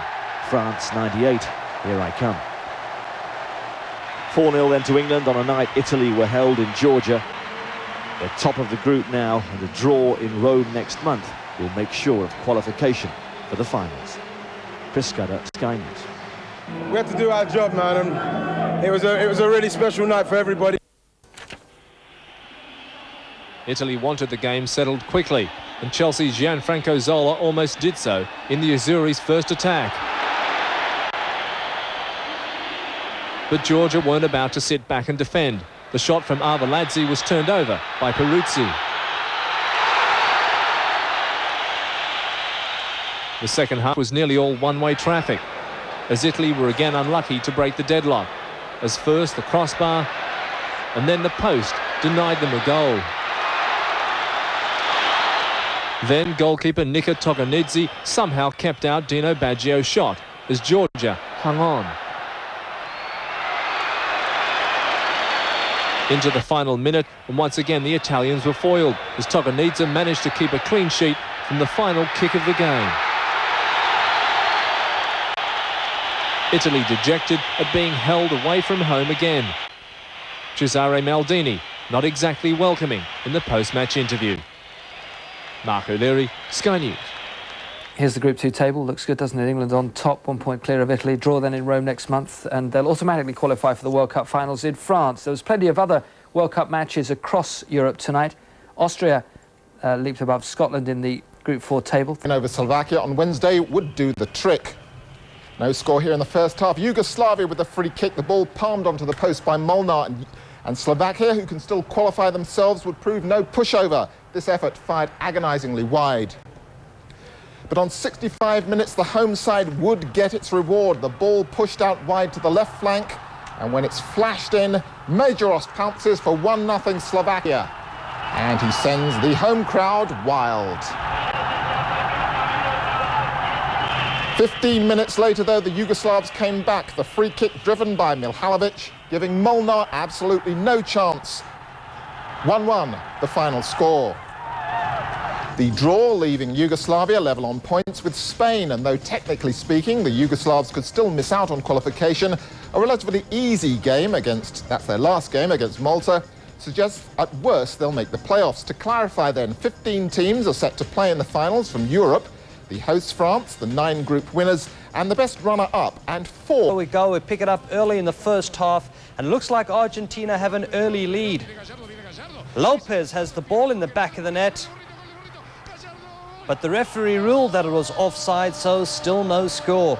But Argentina would get on the board after 25 minutes. The ball is laid back for Marcelo Gallardo, and it's 1-0 Argentina. But Chile would have an equalizer on 34 minutes from the throw-in. And Marcelo Salas is there to clip it home, and that made it 1-1. Now to the second half, still 1-1, and Chile on the attack, looking to go in front. Sierra with the long-range effort from just outside the area, and a great save from Roa to parry it over the crossbar. It remained 1-1 until 5 minutes from time. Ortega with a golden opportunity finally gets the cross in, and there is Claudio Lopez to head it home. Final score, Chile 1, Argentina 2. The Argentinians qualify for the World Cup finals. With the win over Bolivia, Paraguay would also qualify for the finals. First half, Paraguay with the chance. Richard Baez on the right flank, but his shot goes into the side netting. Paraguay now leading 1-0 in the first half, looking to double up their lead from the corner kick. Carlos Gamara with the deflecting header, and that would make it 2-0. The celebrations on in Paraguay, and goalkeeper José Luis Chilavert excited. Chilavert was playing his first game back after a 4-game suspension, and he played a very influential role. Here he takes a knock, but prevents any kind of danger. He would receive some treatment, would carry on. Bolivia would pull one back in the second half, but final score, Paraguay 2, Bolivia 1. Paraguay, their first World Cup appearance in 12 years. Now to Barranquilla, where Colombia would qualify for the finals with a win over Venezuela, and an early chance for the Colombians, but a good save from the goalkeeper. Still no score now in the second half. Colombia on the attack again, and this time the Venezuelans' best friend is the upright. No score until the 67th minute, and that's when Colombia get the all-important goal. Vilma Cabrera with the header. Final score, Colombia 1, Venezuela 0. The Colombians are World Cup bound. In today's other game, Peru beat Uruguay 2-1 to move up to 4th in the table and keep their World Cup hopes alive. But the big story, Argentina, Colombia and Paraguay have taken 3 of the 4 South American spots for the finals in France next year. Brazil qualify automatically as the defending champions, and in a friendly Wednesday they beat Ecuador 4-2. Dodo got a pair of goals for the Brazilians. Action here. It was tense out on the field in the first half. Yugoslavia with a free kick, but the shot saved by the Slovakian keeper, and there is no score here. Slovakia on the attack, but this shot just wide, still no score. We move on to the second half into the 65th minute, and Slovakia break the deadlock.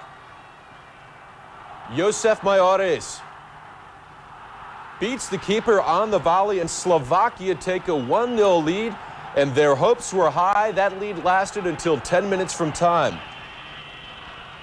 when a free kick by Sinisa Mihalovic would even the match at 1. That's how it ends, in a 1-1 tie. Both teams still alive. The result, though, moved Yugoslavia to the top of Group 6 on goal difference, but Spain do have a game in hand. Slovakia are still mathematically alive, but they are 4 points back and face Spain in the next round. 2連勝を狙う地元韓国、日本に大敗したウズベキスタン相手とあって一段と気合が入ります。立ち上がりから攻勢をかける韓国は前半15分、初戦のカザフスタン戦で3得点をマークしたチェ・ヨンス。ゴールキーパーが弾いたところを再び押し込んで先制ゴールを奪います。韓国はその後もスピードで圧倒しますがチャンスを生かすことができません。後半に入っても韓国の攻勢が続きます。しかしシュートが決まらずウズベキスタンを突き放すことができません。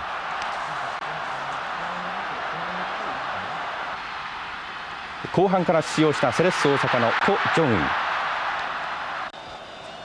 ことごとくチャンスを潰す韓国に対してウズベキスタン29分のコーナーキック。日本戦で2得点を挙げたシャツキフのゴールで同点。このまま引き分けかと思われた終盤の42分、韓国はイ・サンヨン、これが決勝ゴールになりました。韓国は苦しみながらも2連勝、勝ち点を6に伸ばしています。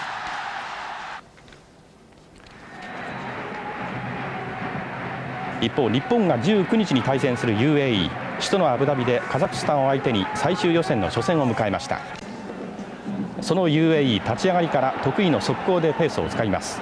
前半19分、右サイドを崩してアリ・ハッサンが先制ゴール。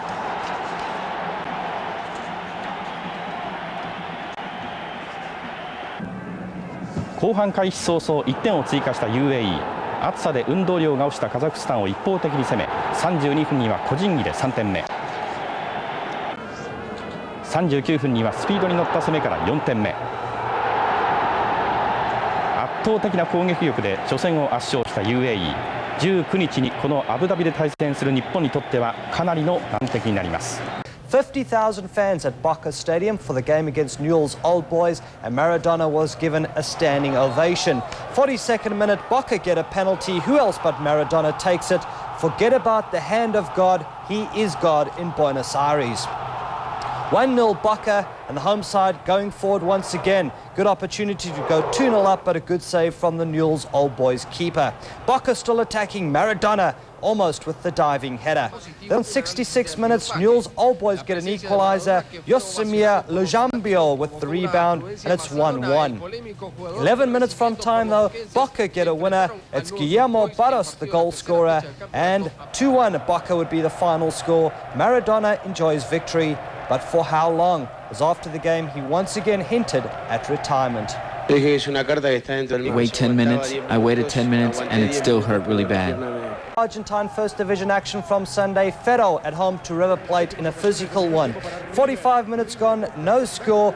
River Plate on the attack. Marcelo Salos inside the area, and the ball goes over the goal line. 1-0 River Plate. Take another look though.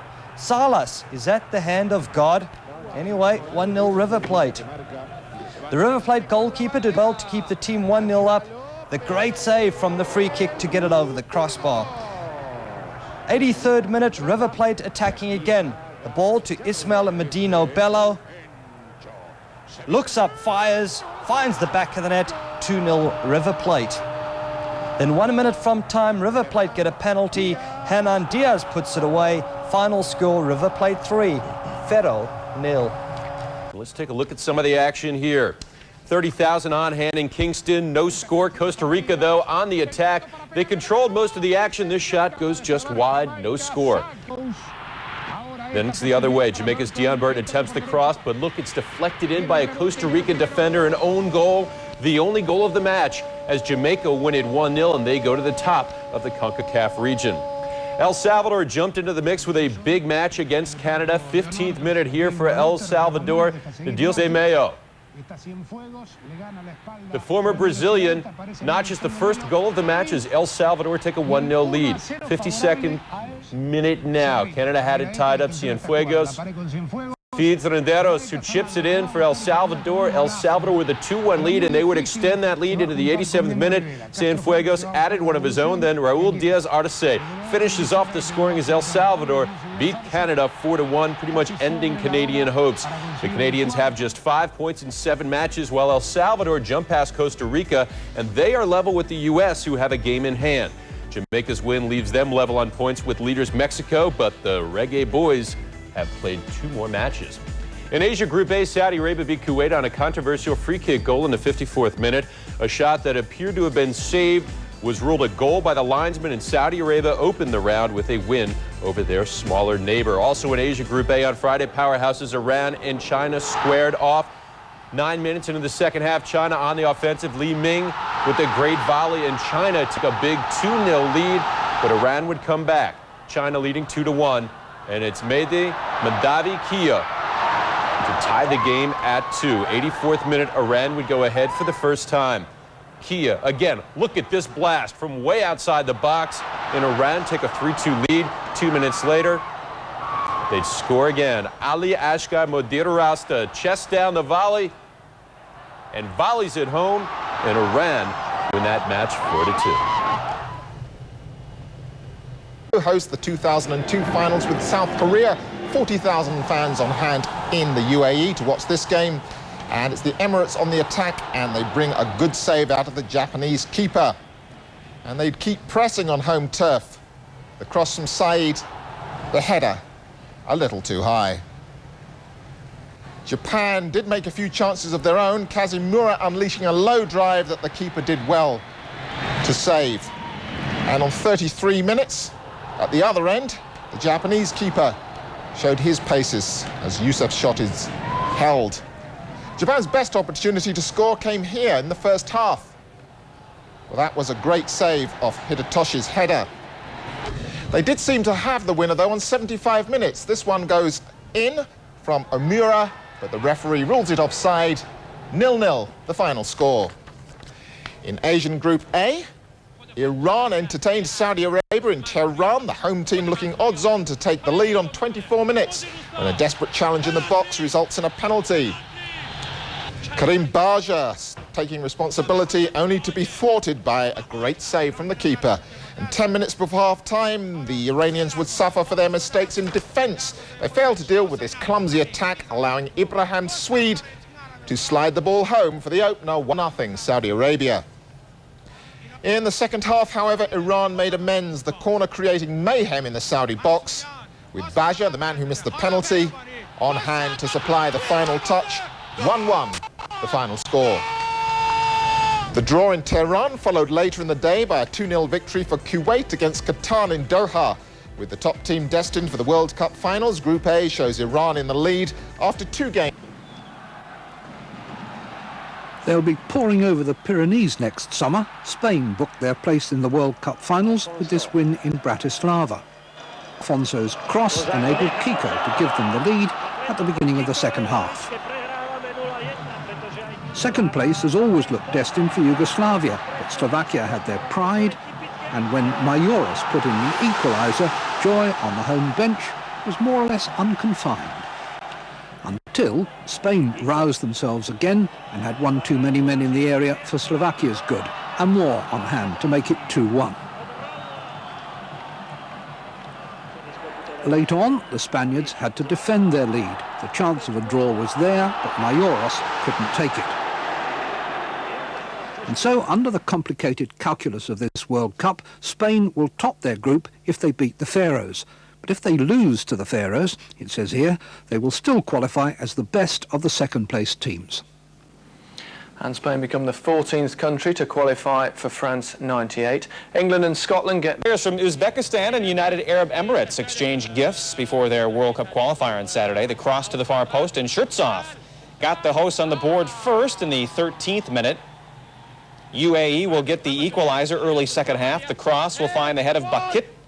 1-1 the score on 56 minutes, and with UAE leading 2-1, they will strike again in the 85th minute. Al Talani with the ball, sending one in from a tough angle, and UAE will hold on to this one 3-2. They lead the Asian Group B standings with 7 points from 3 matches. Uzbekistan has been eliminated. Went to South Korea. Lee Min-sung scored the winner 4 minutes from time, and the 2-1 result gives them a third successive win in Group B, and they now lead the standings by 2 points from the United Arab Emirates, who beat Uzbekistan. 日本は1勝1引き分け、ライバルの韓国は2戦2勝で東京に乗り込んできました。後半に入り動きが良くなり22分、山口が巧みに相手をかわして技ありのシュート、待望の先制点を奪います。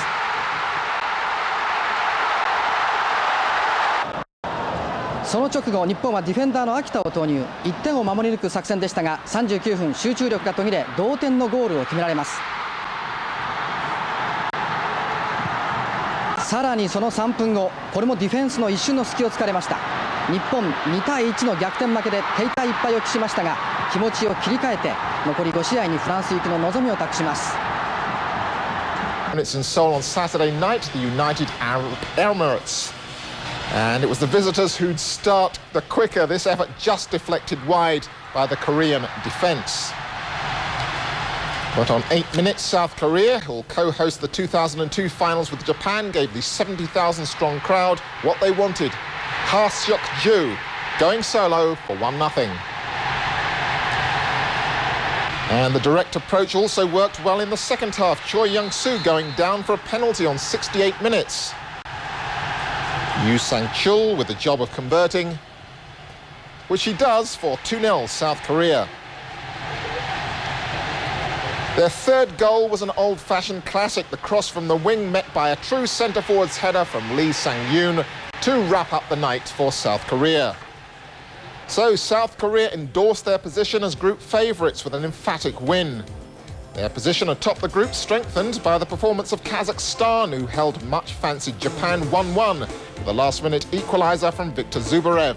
The Japanese now in real danger of missing out on the finals, lying third behind South Korea and the United Arab Emirates. With 3 to qualify from CONCACAF, things still remain pretty tight at the top, making Jamaica's trip to the USA vital for both teams, the Jamaicans first to show. And as they chase a place in the finals for the first time, the visitors continued to keep Casey Keller busy in the US goal. American attacks, meanwhile, were scarce in the first half, and when they did get through, Warren Barrett was up to the job. Then on 49 minutes controversy, the USA awarded a penalty, though Goodison's handball was clearly outside the box. Eric Winalda didn't mind. He put away his 31st international goal to put the US one up. 2 minutes later, though, Jamaica got the goal their enterprise deserved. Agu's bad pass to Dion Burton 1-1 the final, leaving Jamaica atop the group from Mexico with the USA in third position. 鴨監督はワールドカップ初出場を目指して一昨年の1月から代表チームの指揮を執りました。で先月から始まった最終予選では第1戦のウズベキスタン戦こそ快勝しましたが、その後は昨日のカザフスタン戦で終了間際に同点に追いつかれるなど不本意な試合が続いて、前半の4試合終わって1勝1敗に引き分けでグループ3位、予選突破は苦しい状況になっています。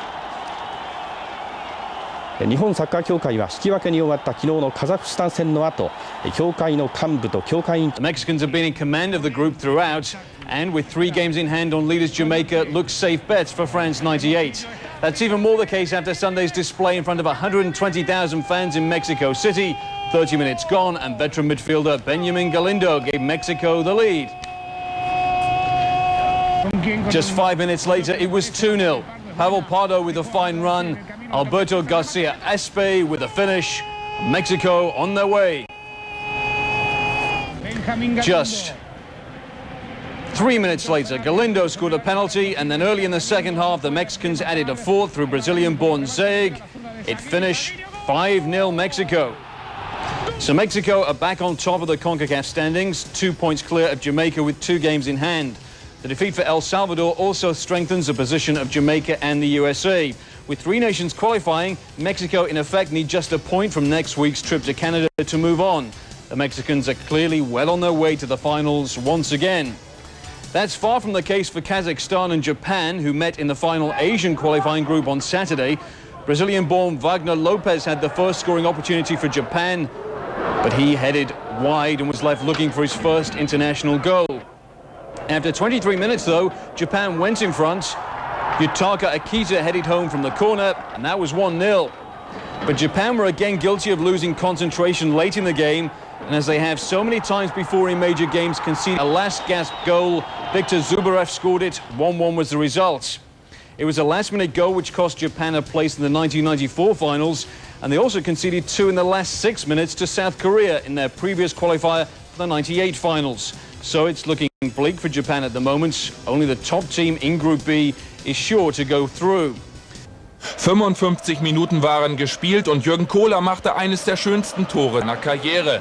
Doch leider ins eigene Gehäuse. Albanien führte, die WM-Qualifikation war in Gefahr. 8 Minuten später war alles wieder offen, Thomas Helmer mit dem verdienten Ausgleich. Die deutsche Mannschaft schien jetzt endlich befreit, wollte den Sieg. Oliver Bierhoff macht in der 73. Minute das 2:1.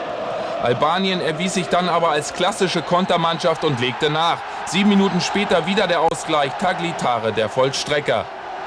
Doch Berti Vogts brauchte nicht lange auf das nächste Tor warten. Der eingewechselte Bundesliga-Top-Torschütze Olaf Marschall macht das 3:2 für die DFB-Auswahl. Doch da war ja immer noch der Gegner, Albanien. Das 3:3 durch Vata, 2 Minuten vor Spielende. Den letzten und siegbringenden Treffer erzielte dann wieder Oliver Bierhoff. Schlusspunkt unter ein denkwürdiges Spiel. Der Fußball. Nil. What should have been a glorious night of edge-of-the-seat football turned into different tensions virtually from the kickoff. Italian and English fans hurled more than just abuse at each other. And it was only a matter of time before the police, some obviously nervous of the situation, reacted. Throughout the first half, police charge followed missile throwing. Many respectable English fans decided they'd had enough by half-time and began to make their way home. Kevin Gallagher and Gordon Durie scored the goals that gave them a 2-0 win over Latvia at Celtic Park. After a rousing rendition of Flower of Scotland, the 50,000 packed into Parkhead waited for their ticket to the World Cup finals. Skipper Gary McAllister orchestrated things early on, but Gordon Durie's header was just off key after 8 minutes. Tim Leighton had been an observer at the other end for the first 20 minutes, but his eye and reaction saved Scotland's blushes when he pushed away this shot from Oleg Blagonadze. Monaco's John Collins was always looking dangerous. His first real effort shook the Latvian keeper.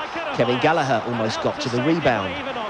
It was a dress rehearsal for a few minutes before half-time. Collins making space, his shot again causing problems, and this time Gallagher made sure. His 6th goal in 5 outings for Scotland, and perhaps his most important. He continued to impress early in the second half, Gallagher turning the Latvian defence to give Durie another chance, but once again he was denied. Latvia's best move came after 59 minutes as they found plenty of space. Scotland were backpedalling. The back heel came from Babicev, but Ivanov's shot was more like a back pass. Scotland's World Cup dream looks secure 10 minutes from time. Kevin Gallagher again in the thick of the action, his delightful chip coming off the crossbar to give Gordon Durie one of the best presents he and his country has ever had. Steve Bottomley, Sky News. There's the table then. Austria's 4-0 win over Belarus meant they topped the group and went through as the group winners, but Scotland finishing the best of the runners-up, and as I say, they are definitely going to France next year, so well done to them. This afternoon they drew 1-1 with Romania at Lansdowne Road. Georgi Hagi put the Romanians in front. Tony Cascarino equalised for the Irish. With Romania already through to France and Ireland guaranteed a playoff place, leaving most of its stars on the bench, there was little at stake here at Lansdowne Road but pride. The sod pitch seemed to put a damper on Romania's precise, close-passing game. This trademark Hagi curler, though, proved an ominous precursor of things to come. That wasn't very far away. Ireland's best chance came 2/3 of the way through the first half. This wickedly weighted Mark Kennedy corner somehow scooped off the line. The second half saw Romania step up a gear, and when Terry Thielen felled Georgi Hagi outside the box, seasoned World Cup watchers would have known what to expect. The Carpathian Maradona letting fly a trademark 35-yard rocket that left reserve keeper Kelly reeling. But cometh the hour, cometh the man. 35-year-old Tony Cascarino on his 74th Ireland cap, bundling in this 83rd minute face-saver and bringing himself within 1 goal of Frank Stapleton's all-time Ireland scoring record. Held Italy to a goalless draw in Rome tonight, which means they win the group, and Italy will have to go to a 2-legged playoff if they're to go through as well. After all the talk, the months of predictions, the waiting was over. Still time for some last-minute preparation for the England fans. The Italians seem better prepared. That the sight that greeted the England team as they emerged from the depths of the Olympic Stadium. David Beckham and Gareth Southgate, the surprise inclusions, after both were considered 50-50 the day before. For action, the first half brought few surprises. The Italians straight at England, but Zola's effort wasn't matched by accuracy. Albertini's elbow hit the spot, and England were down to 10 men for 7 minutes as their captain Paul Ince had to go off to receive treatment. Italy continued to probe England's defences, but never really threatened David Seaman. Maldini Sr. looked agitated, and Maldini Jr. lost his head. The Italian captain injured himself tackling Ince and had to be replaced. Ince was hardly affected by the challenge as he produced England's best chance, but he shot straight at Peruzzi. It was then that the headlines moved from the pitch to the stands. Fighting between English fans and Italian riot police broken out in the Olympic Stadium. All the trouble that had been predicted by the pessimists had sadly come true, and there appeared to be casualties. The game went on though, and England finished the stronger. Beckham started the move with Sheringham. He knows he should have finished it. The crowd trouble subsided in the second half, but trouble for England on the pitch. Italy weren't distracted from the fact that they needed a win. Chiesa came close. Del Piero tried every trick in the book. His dive fooled no one. The only penalty there, a yellow card. Delivio tried his luck from outside the box. He was no better at tackling. Sol Campbell takes some stopping. That method earned him a red card. The Italians down to 10, with just over 10 nervous minutes to play. But it was the 5 minutes of injury time that provided more drama than the rest of the match. Wright beat Peruzzi, but agonisingly hit a post. 30 seconds later, Vieri headed just wide. That the difference between a playoff place and qualification. The final whistle for England signalled their World Cup final place. The Italian job complete on the road to France. Ollie Foster, Sky News. I think we had enough chances to put the game away, but we dug in there. I kept on to for how long? This was all Austria from the corner. Anton Polster gets the goal on a header. Quickly 1-0, and the raucous crowd would have plenty more to holler about. Polster will figure in the team's second goal. Long-range shot, hits the crossbar, but the ball came right out to Peter Steiger.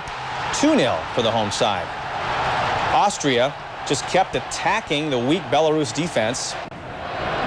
Herzog taken down in the box. The penalty is awarded, and Polster will step up and boot his side to a 3-0 runaway rout.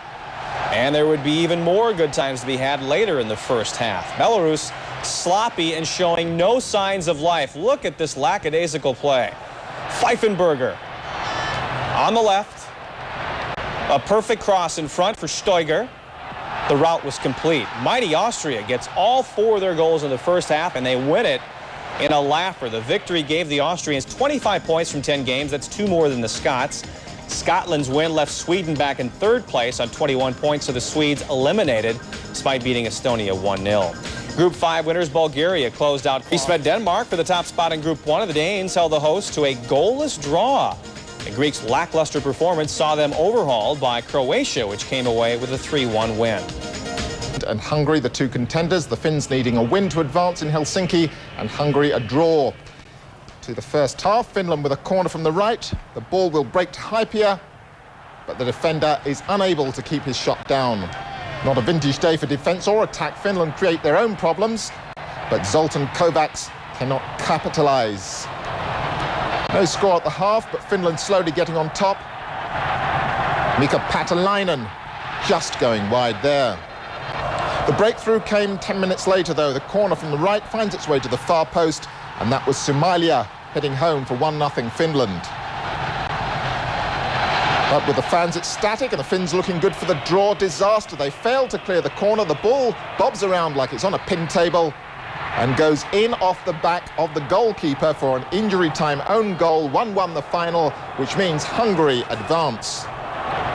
So the Hungarians clinched second spot, keeping their hopes of making the World Cup finals alive by securing a place in the 8-nation playoffs. Meanwhile, at the bottom of the table, Switzerland... And Gallagher and Gordon Jury scored the goals that gave them a 2-0 win over Latvia at Celtic Park, and they qualify for the finals as the best group runners-up. After a rousing rendition of Flower of Scotland, the 50,000 packed into Parkhead waited for their ticket to the World Cup finals. Skipper Gary McAllister orchestrated things early on, but Gordon Jury's header was just off key after 8 minutes. Jim Leighton had been an observer at the other end for the first 20 minutes, but his eye and reaction saved Scotland's blushes when he pushed away this shot from Oleg Blagonadze. Monaco's John Collins was always looking dangerous. His first real effort shook the Latvian keeper. Kevin Gallagher almost got to the rebound. It was a dress rehearsal for a few minutes before half-time. Collins making space, his shot again causing problems, and this time Gallagher made sure. His 6th goal in 5 outings for Scotland, and perhaps his most important. He continued to impress early in the second half, Gallagher turning the Latvian defence to give Jury another chance, but once again he was denied. Latvia's best move came after 59 minutes as they found plenty of space. Scotland were backpedalling. The back heel came from Babichev, but Ivanov's shot was more like a back pass. Scotland's World Cup dream looked secure 10 minutes from time. Kevin Gallagher again in the thick of the action, his delightful chip coming off the crossbar to give Gordon Jury one of the best presents he and his country has ever had. Steve Bottomley, Sky News. From the Scottish fans, undisguised delight their team are through to the World Cup finals in France next year. From the players, a rather more muted response, but satisfaction in a job. Well, the draw was unkind to Italy, who find themselves up against another of the stronger playoff nations, Russia. So there's a very real possibility that the 1994 World Cup runners-up may miss out on the finals this time. The first leg will be in Moscow. The Republic of Ireland, who've reached the last 2 finals, play Belgium. Croatia and Ukraine have been paired together, which means one of them will play in their first ever World Cup finals. Yugoslavia will start as strong favourites against Hungary, who are arguably the weakest of the playoff teams. All the first legs take place on October the 29th, with the returns on November the 15th. Chile moved a giant step nearer the finals with a convincing home win over Peru in the South American qualifying region. Marcelo Salas was the hero in Santiago with a hat-trick. His first goal came after 13 minutes. Chile's second goal came after 69 minutes. The Peruvian goalkeeper unable to deal with the corner. Pedro Reyes stabbed the ball home for 2-0. With just 7 minutes to go, Salas made it 3-0 as he sneaked in behind the defender to grab his second goal of the night. And deep into injury time, he completed his hat-trick. 4-0 the final score. Chile leapfrogged above Peru in the standings. Uruguay needed to win in Argentina on Sunday to keep their qualifying hopes alive, but the hosts, who've already qualified for the finals, dominated throughout. And a Uruguayan victory never looked likely. Juan Varón slammed a shot against the woodwork and was later denied by the crossbar again from the free kick. This was the story time and again for the home side. Varón was thwarted a 3rd time by the Uruguayan keeper Nicola, and 0-0 it finished. Uruguay are out. Argentina continued to lead the standings, and as we've known for some time, will be joined in France by Paraguay and Colombia. Chile now occupy the 4th and final qualifying place, and one more win will see them through. Should they slip up against Bolivia, Peru or Ecuador could capitalize.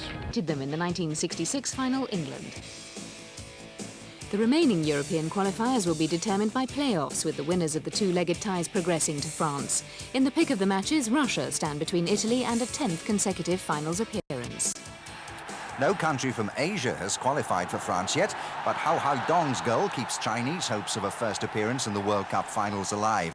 Despite this equaliser, hosts Kuwait have as much chance of making the journey as their groundsman.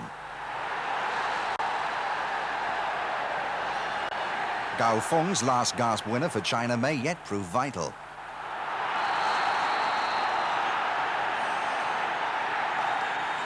In the other match in Group A, Fahd Al-Mukhalal's 66th minute goal gives Saudi Arabia victory at home to Qatar to keep up the pressure on leaders Iran. And in Group B, in Uzbekistan, new coach Takeshi Okada sees his Japanese team fall behind to Bakhtiar Kambaraliev's 31st minute strike. But a late equaliser by Wagner Lopez keeps Okada and company in third, 7 points adrift of leaders South Korea, with 3 games remaining. Next year is Ireland.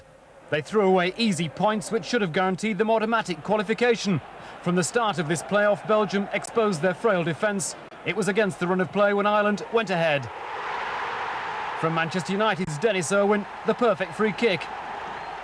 It should have been the signal for an Irish onslaught. Instead, Belgium played themselves back into the game. Niels turned and bent the ball past a stranded goalkeeper. Ireland never recovered. The second half saw Belgium create enough chances to make the second leg a formality. They settled instead for the draw. Ireland's last-minute hope that Irwin could conjure up another magical free kick. But for manager McCarthy and his team, it looks like time is running out. 40 years, they look on course for France after their score draw in Moscow, Vieri giving them the lead. 2 minutes later, though, Russia came back strongly. A dangerous cross caused panic in the Italian defence, and Cannavaro took the ball across the line for an own goal. Peter Staunton, News at 10. Numerous wasted opportunities. The Kuwaitis attacking. A nice ball is put across. Nothing doing. Kuwait kept coming hard. Abdullah brought down, and that will set up a free kick for the visitors. But they can't put the ball past the keeper. It stayed goalless at the half-time. Iran dominating the second half. This time a foul goes against Kuwait. Rocket free kick goes wide, still scoreless. The Iranians kept forcing the pace, but nothing worked. The ball comes in, but another shot is pushed wide. It is a stalemate, 0-0. In another Asian Group A clash, China was home to Qatar. The Chinese took an early lead through striker Zhao Feng. A header in the 22nd minute put the hosts up 1-0. The visitors would get the equalizer 23 minutes later. El Nami getting his name on the score sheet with that long blast. To the second half we move. Qatar on the run. The ball is put in for Al Anazi. 2-1 the score. Qatar will score again just 5 minutes later. The setup is for Al Kuwait. He'll make no mistake, and it was 3-1. China didn't give up, though. They'll pull one back in the 82nd minute. Fan Zhighe connects 8 minutes from time, but it's not enough. The defeat all but ends China's bid for the finals next year. The result leaves the two teams last on 7 points. Iran lead the table with 12. Saudis have 10 and a game in hand. So Kuwait's chances are slim since they only have 1 game remaining away to China. Over 2 legs, teams prefer to start away from home. The Republic didn't have that advantage, but they did look to have taken the high ground with an early goal. Dennis Irwin's free kick, and only 6 minutes played.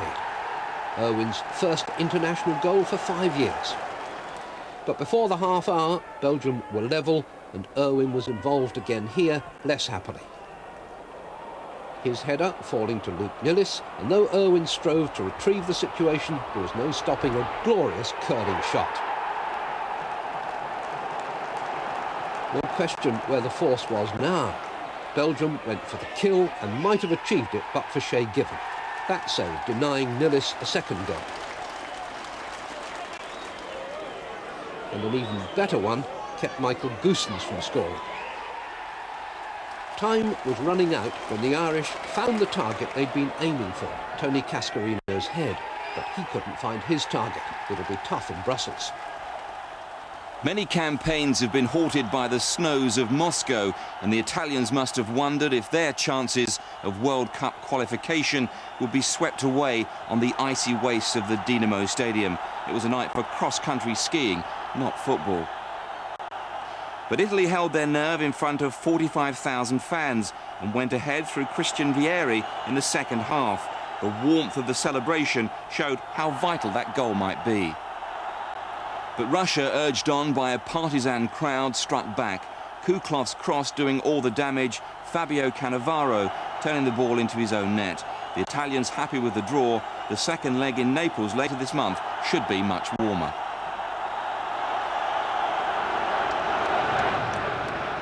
At Euro 96, Croatia played some very sophisticated football, but the goal that gave them the lead against Ukraine was straightforward to the point of being old-fashioned.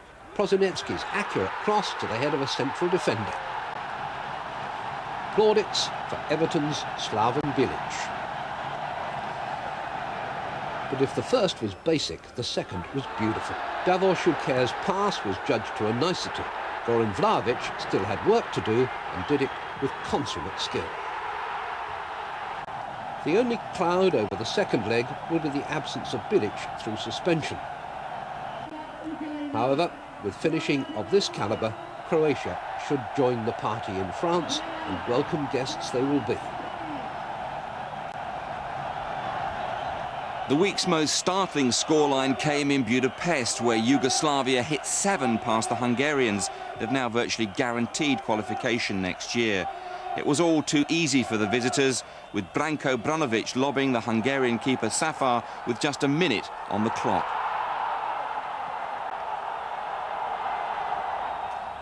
It was total domination by the in-form Yugoslavians, AC Milan's Savicevic crashing home the third.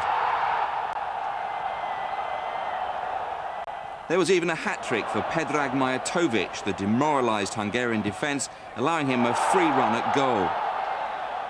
Yugoslavia, eager to get to the World Cup after missing out last time, made it 7 through Aston Villa's Savo Milosevic, who'd come on as sub. His Asian Group B match was a case in point as the co-hosts of the 2002 finals, South Korea and Japan, faced off in Seoul. South Korea, the runaway group winners, but finding themselves behind after 2 minutes. That was Nanami with the score for Japan.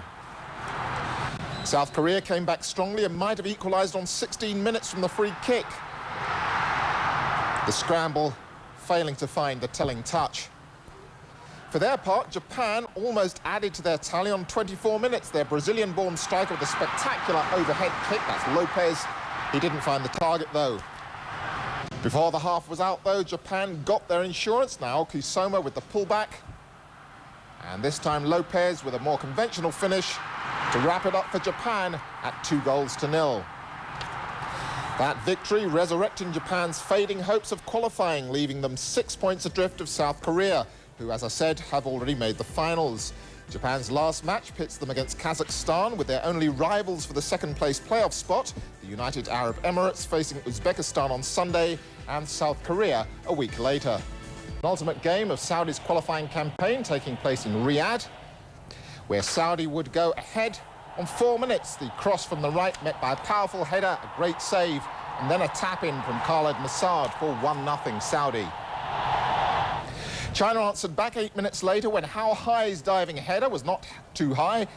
1-1, China needing a win to stay in line for the finals.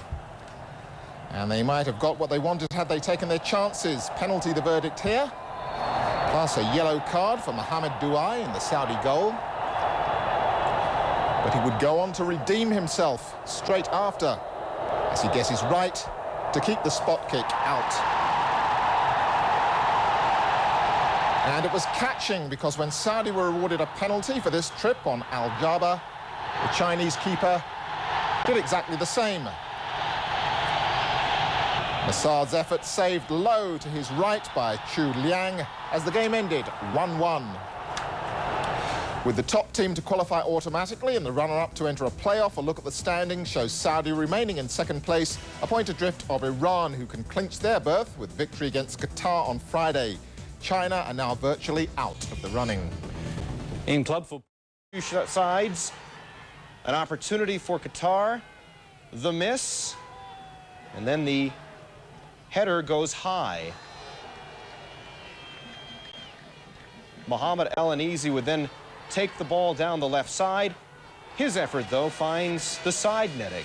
In the 72nd minute, the victory would be in Qatar's hands, thanks to the man who scored the first goal of the game. El Anizi at a 2-0 Qatar victory. Iran's wasted chance to qualify for the 32-nation tournament means They're going to play a waiting game ahead of next Wednesday's matches. The Iranians still lead the group 1 point ahead of Saudi Arabia, 2 better than Qatar. The top team in this group automatically books its place in France '98. First up, Mexico City, Mexico against Costa Rica. 1 minute gone and Mexico get on the board. Paulo Cesar Chavez, the goal scorer, 1-0 Mexico. On 42 minutes, Mexico get a second. Benjamin Galindo goes around the keeper, bangs it into the open net, 2-0 Mexico. But in the second half, Costa Rica starts a comeback. Weird play this. The goalkeeper Osvaldo Sanchez handles the back pass, so an indirect free kick for Costa Rica. Hernan Medford with the blast into the roof of the net, and it's 2-1. Moments after Mexico had made it 3-1, Costa Rica get their second, and it's the substitute, Yafet Soto, with the great blast from long range, and it's now 3-2. 3 minutes remaining, still 3-2, and Costa Rica get an equalizer. And it'll be Paulo Wanchope with the neat volley. 3-3 is the way it finished up, but the Costa Rican celebrations would be short-lived. To San Salvador, El Salvador hosting Jamaica, who could have clinched a berth in the finals with a win. 47th minute, El Salvador on the attack, and it's Nadelson Silva de Mello giving them a 1-0 lead. On 51 minutes, though, Jamaica would get an equalizer. The free kick finds the head of Dion Burton, and his header finds the back of the net, and it's 1-1. 78th minute, Jamaica going forward, looking for a winner. And this individual effort from Donaldo Stewart gives the Jamaicans a 2-1 lead. But then 2 minutes from time, El Salvador get a late equalizer. Valder Guerra, the goal scorer, and 2-2 is the way this one finished up. And with that result, the United States, with a win over Canada, would qualify for the finals. And what a great start. 5 minutes gone, Claudio Reyna puts the United States in front 1-0.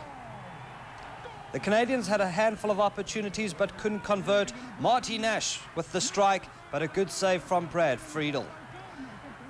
Friedel would have to come up big in the second half again, make another good save from close range, and 1-0 it remained until the 81st minute, and that's when the US would get a second. From the free kick, Reyna finds Roy Wegley, and Wegley beats the keeper to make it 2-0.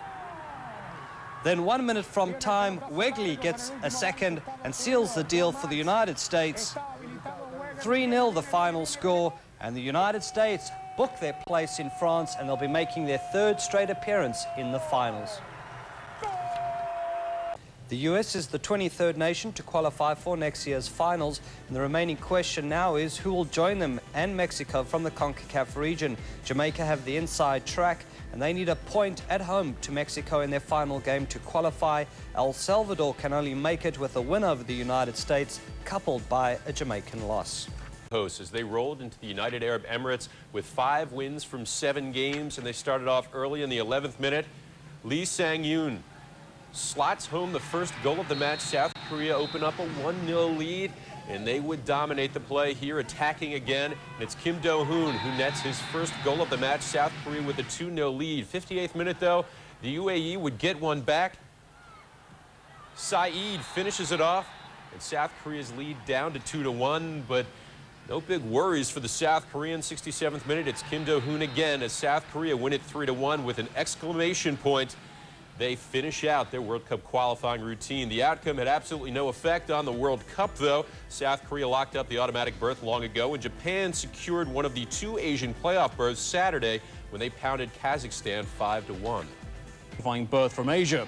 A sellout crowd in Doha for this tense showdown. In spite of the rain, the heat and rain combined to make one Saudi player look like he was smoking as he was treated for an injury. But neither country's strike force is on fire in the first half. The Qatari keeper pushing the shot round the post. And then Mohd Salem Alanzi's shot at the other end, comfortably dealt with by the Saudi keeper. Qatar came closest in the second half. Nasser Obdailu with the long-range free kick. Again, the goalkeeper equal to it. But after 63 minutes, Saudi Arabia made the breakthrough. Ibrahim Sharani sliding the ball into the far corner. The Qatar goalkeeper caught leaning the wrong way. Saudi Arabia with the only goal of the game. They're on their way to France. It's the second time the Saudis have qualified for the World Cup finals, having also played in the 1994 finals. They become the 24th country to book their place in the 32-team tournament in France. China beat Kuwait 1-0 in the other Group A game on Wednesday. Both sides were already out of qualifying contention.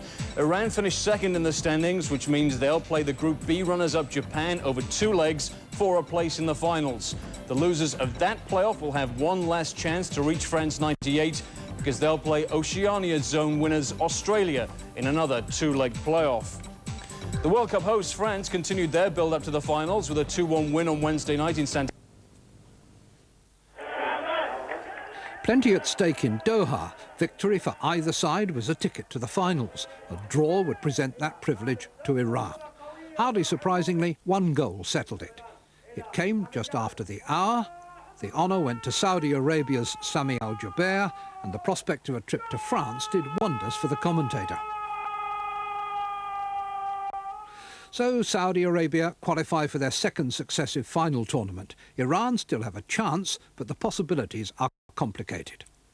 They get a second bite against Japan, the runners-up from Group B, in Malaysia tomorrow. The winners qualify, but the losers, and remember it could be Iran, get another go. They will play Australia over 2 legs. Winners go to France, losers, bad luck. Meanwhile, in North America, the shape of another group was becoming clearer.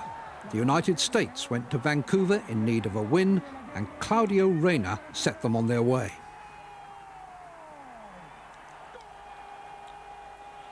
Roy Wegerle, now 33, hasn't been a prolific scorer for his country, but 2 goals in this game will be reminders here of those he scored for Chelsea, Swindon, Luton, Queen's Park Rangers, Blackburn and Coventry. These 2 made certain of a 3-0 victory, which guaranteed a second-place finish in the group, and that means the hosts from 1994 will be in France next year. All that, though, could have been put in jeopardy by a Jamaican win in San Salvador, but that wasn't to be.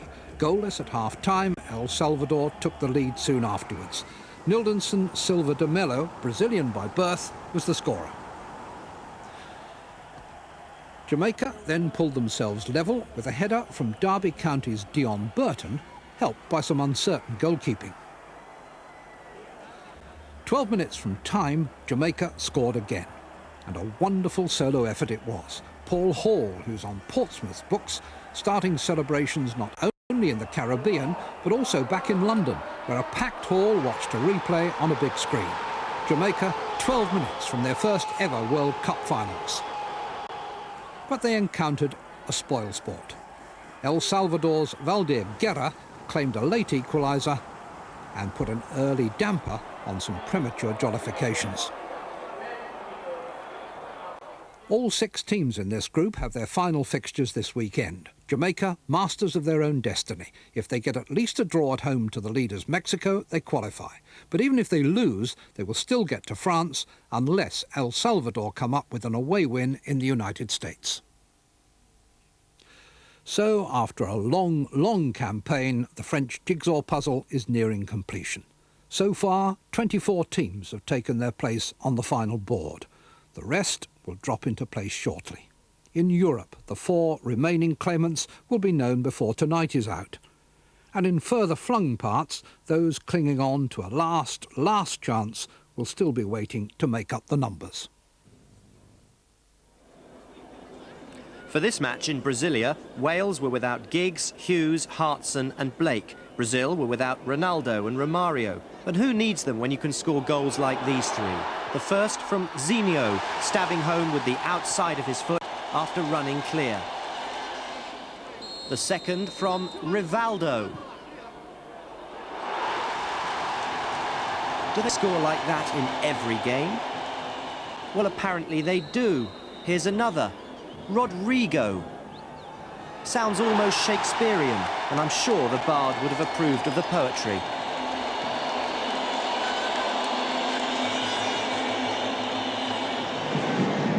Here's Thuram.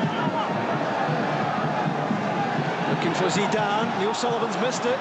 In from Legler. And France have the lead. Immediately. Scotland down at the other end. McAllister and now Burley. That's for Kevin Gallagher. Nice cut back, and a chance and a goal for Gordon Jury. Within a minute, Scotland are level. Zidane trying to wrestle himself away from Calderwood. Pierre Legler hits the ground, and a penalty kick is given. Penalty kick for France. Djokaev scores and restores the French lead 2-1. Jugoslawien gegen Ungarn 5:0. Nach dem 7:1 Hinspielsieg ist Jugoslawien qualifiziert. Ukraine gegen Kroatien 1:1. Das Hinspiel endete 2:0 für die Kroaten, die somit zum ersten Mal bei einer WM dabei sind. Auch Belgien hat es nach dem 1:1 im Hinspiel und dem jetzigen 2:1 geschafft. Und, wie gehabt, Italien gegen Russland 1:0. Kiev, where initially it was Croatia on the offensive. Deva Suka's header dropping just past the post. The Ukrainian crowd was given hope, however, just 4 minutes later. Kaletsvintsev's shot is only parried, leaving Andrei Shevchenko to tap in 1-0 Ukraine. The home side thought they'd levelled on aggregate. Minutes later, Shevchenko running the Croatians ragged. Mermik can't hold the shot. Kozlovsky stabs it home, but the referee, he rules it offside. Ukraine's hopes were finally destroyed on 27 minutes. Boxic's shot taking a deflection. And that's 1-1. A look at the replay shows Popov's touch left the keeper for dead. And to Croatia's delight, that's exactly the way it stayed. So the 1-1 final scoreline sends Croatia to France 3-1 on aggregate. The Croatians into the finals for the first time in their history. In Naples, host's choice of greeting dignitary was the man whose goals eventually beat them in Naples. Nice welcome. Soon after, an injury to Gareth Southgate forced his withdrawal, allowing West Ham's Rio. Geary, BBC News. After a 1-1 draw in Dublin, the Republic's chances of reaching a third consecutive World Cup finals had looked slim at the start, and even slimmer after little more than 20 minutes when Shea Given was caught off his line by Oliveira, who gave Belgium the lead. The Irish, though, were enjoying an increasing amount of possession, and Tony Cascarino was given the chance to level the scores before half-time, but miscued his shot straight into the keeper's arms. 12 minutes after the break, the goal that the Irish pressure deserved finally came. Townsend's cross was met by the substitute Ray Houghton, and the man who's made a habit of scoring crucial goals for the Republic had given his team supporters cause for celebration. But with the match now heading towards extra time, Klaassen flicked the ball over his head and Nillis scored the goal that takes the home side to the World Cup finals. The Republic of Ireland reduced to 10 men when David Connolly was sent off, must now start to rebuild for the next European Championships. Meanwhile, Italy managed to come through the playoff lottery with their World Cup ambitions intact. Pierluigi Casiraghi scored the only goal in Naples to give the Italians a 2-1 aggregate victory over Russia. And Croatia are through to the World Cup finals for the first time. A goal from Alan Boksic gave them a 1-1 draw in the Ukraine, a 3-1 victory on aggregate. James Pearce, BBC News. Einen aktuellen und 2 künftige Bayern, Hamann, Linke und Jens Jeremies schickte Berti Vogts ins erste Länderspiel. Die Richtung war klar, nach vorn ging's über Thomas Hessler und Ulf Kirsten, der den Ball mit der Hand ins Tor schimmelte. Aber weiter druckvolles Spiel der Deutschen über Christian Ziege. Torwart Gopane wird behindert und Didi Hamann zum 1:0, die 13. Minute. Wie üblich zog sich das deutsche Team zurück. Südafrika kam mit Mazinga zur ersten Chance. Aber dann der überragende Hessler, heute Kapitän auf Bierhoff, 2:0 nach einer halben Stunde. Zur zweiten Hälfte kamen Heinrich und Marschall ins Team und sorgten für weiteren Druck. Erst der Lauterer und dann der Dortmunder. Basler trickst und flankt und Jörg Heinrich macht das Tor zum 3:0 Endstand. Die Gäste damit gut bedient und auch der Bundestrainer, der gute Newcomer und verbesserte Stammspieler sah. 15,000 Japanese fans witnessed the tension-packed Asian playoff. Iran attacking early. The long drive is well saved by the keeper. Stayed 0-0. Iran again keeps the pressure on from just outside the area. The ball glances off the far post, back in front, but the sliding defender clears the ball out of bounds. Still no score. Japan making the most of their scoring chances. Masashi Nakayama tallies at close range. It was 1-0 at the halftime. Iran would equalize 30 seconds into the second half. 14 minutes later, Iran connects again. A header by Ali Daei. It's 2-1. Japan brought in a pair of substitutes, and the change of lineup paid off for them. Kazuyoshi Miura equalized with a header of his own. 2-2 at the end of 90 minutes. Japan nearly would score right here as the cross is put in. Close range, but the attempt is just wide. Finally, the golden goal coming with a minute of extra time to go. Rebound is put in by the ponytailed substitute, Masayuki Okana. Japan's fear that they would host the 2002 finals without having qualified is over. They win it 3-2. Now, the decision sparked national celebrations back home and made Japan the 29th nation to qualify for football's biggest show. They joined South Korea and Saudi Arabia as direct Asian entrants into the finals. Iran, which qualified back in 1978, can still make it to France with a two-match playoff against Oceania winners Australia. First match in Tehran next Saturday. The last of the South American World Cup slots was filled. Chile, the frontrunners, hosting Bolivia, and this one was all Chile. In the area, it's no contest for Barrera. He puts his home side up 1-0. Later in the first half, Bolivia continues to make mistakes, and the Chileans continue to make them pay. Chile takes over on the ball control. Now heading it back the other way. Keeper comes out again, and Salas picks up his 11th goal in qualifying, picking up the scoring load for the injured Zamorano. Now, one final tally as the Bolivians have 3 men sent off in the second half. They were down to 8 at the end, and that's Carreno closing out the scoring. Bolivia loses big 3-0. Chile's win meant that the Peru-Paraguay result was academic. The Peruvians came in level on points with Chile at 22, and they close out their qualifying campaign on a winning note, but they will stay home next summer. Ecuador, which had an outside shot of qualifying when the day started, got thumped by Uruguay. So the South American zone will see defending champions Brazil go to France, and they will be joined by Argentina, Colombia, Chile, and Paraguay. A packed house in Kingston did witness a piece of World Cup history. Jamaica played the game to perfection to secure the all-important draw. Jamaica are through to the finals for the first time. Their Prime Minister, P.J. Patterson, said the achievement was undoubtedly the greatest in Jamaica's sporting history.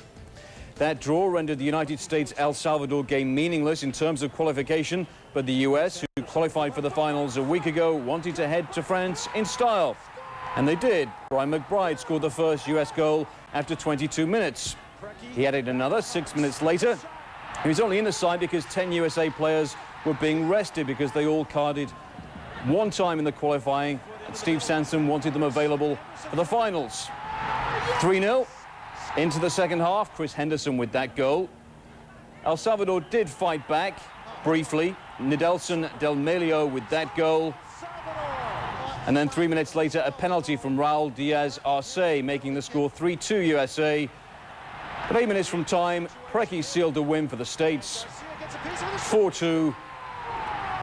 And a winning finish for the USA to seal second place in the standings. Of course, group winners Mexico and the Americans had already booked their tickets to France before Sunday's game. Now we know the third and last place has been taken by Jamaica, only the second Caribbean team after Haiti in 1974 ever to qualify for the finals. 1978 with a tricky away tie with Qatar. The Qataris have hit a rich vein of form since replacing their coach and scored twice to keep alive their hopes of automatic qualification. Iran's fate now rests on the result of the final group game between Saudi Arabia and Qatar, with all 3 teams still in with a chance of making the trip to France. Fans watched them draw 0-0 with Mexico in Kingston in their final CONCACAF group match, and the point was enough to qualify for the finals in France next year. A number of English league-based players as well in the Jamaican team, and the Jamaican Prime Minister, P.J. Patterson, called it the greatest day in Jamaica's sporting history. Here's how the table looks. Mexico top, the USA in second place, and Jamaica making it into third, so all those 3 teams go through. Jamaica's only rivals, El Salvador, their hopes vanished with a 4-2 defeat by the USA in Boston. in the Asian zone playoff in Malaysia, 3-2, with a sudden death goal in extra time. So Japan go through, and Iran now have to face Terry Venable's Australia in a two-legged playoff for a place in France. 22,000 fans are crammed into the Locani Stadium, the majority Japanese, but it was Iran who threatened first. Japan, though, were ahead 6 minutes before the break. Nakayama shooting under the Iranian keeper as Australia looked on. The Aussie press have been full of horror stories about having to go to Tehran for a playoff, but that's what happened. Iran were back on terms on 46 minutes. Dreadful Japanese defending, allowing Azizi, who plays for Cologne in Germany, a chance he couldn't squander. And just 30 minutes later, the Iranians were in front. Alay Daei, who also plays in the German Bundesliga, with the header, which appeared to be sending Australia to a playoff clash with Japan. But 15 minutes from time, the Japanese were saved by substitute Shoji Joe. And the header was good enough to force extra time, and golden goal, sudden death. Penalties were just a minute away when Japan secured their first ever World Cup place. Akano feeding off a spill by the Iranian keeper. And that means a two-legged playoff with Iran for Australia and Terry Venables. In fact, a trip to Tehran next Saturday for El Tel. Jeremy Langdon, Sky News. He had ample evidence to support his claim. A packed stadium in Kingston saw Jamaica draw 0-0 with CONCACAF group winners Mexico on Sunday to secure their place in the finals. Hours upon hours of television coverage was devoted to the occasion, and the Prime Minister, P.J. Patterson, called it the greatest sporting achievement in the nation's history. Jamaica, known affectionately as the Reggae Boys, are in the finals for the first. In a match between two teams that had already qualified for the finals, Argentina hosted bitter rivals Colombia. Veteran captain Carlos Valderrama opened the scoring in the 9th minute. Easy effort in front, and the Colombians had a quick 1-0 lead. The home side nearly got one back here. Juan Veron's rocket hit the crossbar. Second half, still looking for the equalizer. Argentina on the attack. And it's Veron again. A long shot saved by Oscar Cordoba. But in the 68th minute, Cordoba could not keep out this near-post header from Fernando Caceres. Argentina secures the 1-1 draw and finishes top of the table in South American qualifying. The two-time World Cup champions won 8 of their 16 qualifiers and finished on 30 points. Paraguay won 9 games but had 5 losses. Colombia's draw left them third. Chile edged out Peru on goal difference. Holders Brazil gives South America 5 teams going to France for next summer's 30 hands packed the Azadi Stadium. And the Aussies trying to get on the board early. The shot sailing high, so it stays scoreless. The Aussies, though, would silence that big gathering with a 19th minute tally by their teenage striker Harry Kewell. So it's 1-0. The Aussie keeper Mark Bosnich frustrating the hosts all game long. Spectacular save, one after another. The Iranians' frustration clearly showing. But they kept pressing on. They would pretty much dominate this match, but Bosnich was there to answer every call but one. The hosts still trying to put one past this stingy Australian keeper, and they get it right there through the former Asian footballer of the year, Azizi. He scored 5 minutes before the halftime, and it was 1-1. Now Iran dominating the second half. A header and a great save again by Bosnich. That keeps the score level at 1-1. And that is the way it would end. This was the biggest night for football in Australia for more than 2 decades. The MCG in Melbourne is normally reserved for major cricket and Australian rules games. The symbolism not lost on Terry Venables, who has been charged with the job of transforming soccer into a major spectator sport here. Qualifying for the finals deemed to be the showcase the game so badly needs. And the so-called Socceroos began well. Linking in the stride a bit, it's a great ball across, Maduka's there, loose ball, And not long after, it got even better. Vidmar on his own.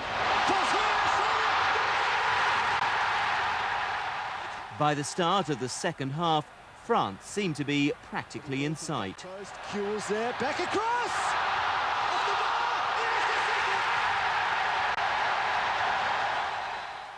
Iran had hardly threatened until 15 minutes to go. And then Venables' dream path to the World Cup suddenly began to look a bit bumpy. Seconds have lost the ball, Bosnich is out of his goal! Iran has scored. Minutes later, the game changed round completely. The equalising goal from Asia's Footballer of the Year. Danger for Australia here, the flag's down! It's an equaliser for Iran! Iran, knowing a 2-2 draw would be enough, they'd go through on away goals. Disaster for Australia. Australia did attempt to come back in the final moments. It's not there, header! But they were on their way out of the World Cup. As Iran celebrated the final whistle, it was hardly the script Australian football had had in mind. The players were distraught. From the Iranians, though, there was generous praise for Venables' team and their whole approach. I know. Terry Venables locked himself in the dressing room with his team, preferring no immediate comment. Looking to get over that dubious hump Sunday in Johannesburg, the Brazilians playing without superstar Ronaldo, who had league matches in Italy on Saturday, then another one on Tuesday. But when you have Bebeto and Romario, no problem. That is Romario into the back of the net for the 1-0 Brazil lead. Then in the 38th minute, Bebeto, he finds far post to make it 2-0 Brazil. It was that way at halftime, and then in the second half, the Brazilians looking to go up 3-0, but they miss a golden opportunity as Danielson's volley clangs off the crossbar, and the South Africans managed to clear and avoid falling down 3-0. Now South Africa would begin to create its own chances. The free kick bounces around, but Moshu puts it over the bar. And then in the 78th minute, another lapse by the Brazilian defense. This one more costly as Migalele pokes in the loose ball to get South Africa within one. And late in the match, South Africa's goalkeeper, Andre Arendts, keeps it respectable, stopping Zemaria's free kick. Brazil holds on for a 2-1 victory. And yeah, the little traditional jersey exchange there, those South Africans will make that trade any day. Spain in an exhibition friendly. The mixed feelings about the stadium among the Parisians completely overshadowed as the hosts unveiled that state-of-the-art spectacular. France on the attack there, and Zidane fires on target. The combination of Djorkaeff and Zidane combined here. Zubizarreta can only parry, and that is Zidane following up for 1-0 to the French. At the other end, Spain had few chances in a match completely dominated by the hosts. Raul going close here. A moral, if not spectacular, victory to France by 1-0. On Wednesday that the Chileans are simply not the same without them. The Hong Kong 11, drawn from international players in their local league, outplayed them, even though Chile took an early lead through Rodrigo Pereira. Instead of lifting Chile, it had the opposite effect. Hong Kong were level from the Paul Foster deflection just 7 minutes later. And before half-time, the Hong Kong 11 were in front. Foster again, Chile 2-1 down. Chile pushed for an equaliser when Barrera went in search of his second goal, but John Guthrie made the comfortable save. Then, in the very last minute, Foster completed his hat-trick to round off an upset 3-1 win for the Hong Kong Select. Like Chile, Nigeria and Iran are missing some of their best players for this 14 tournament, but Nigeria and a new coach, Bola Milutinovic, coped better without their absentees and more often threatened the Iranian goal. The only goal came after 50 minutes. From Nigeria, Garba Ahmed with the run and shot. Nigeria will play the Hong Kong 11 in Saturday's final. There were several friendly internationals on Wednesday involving more World Cup finalists. Italy's warm-up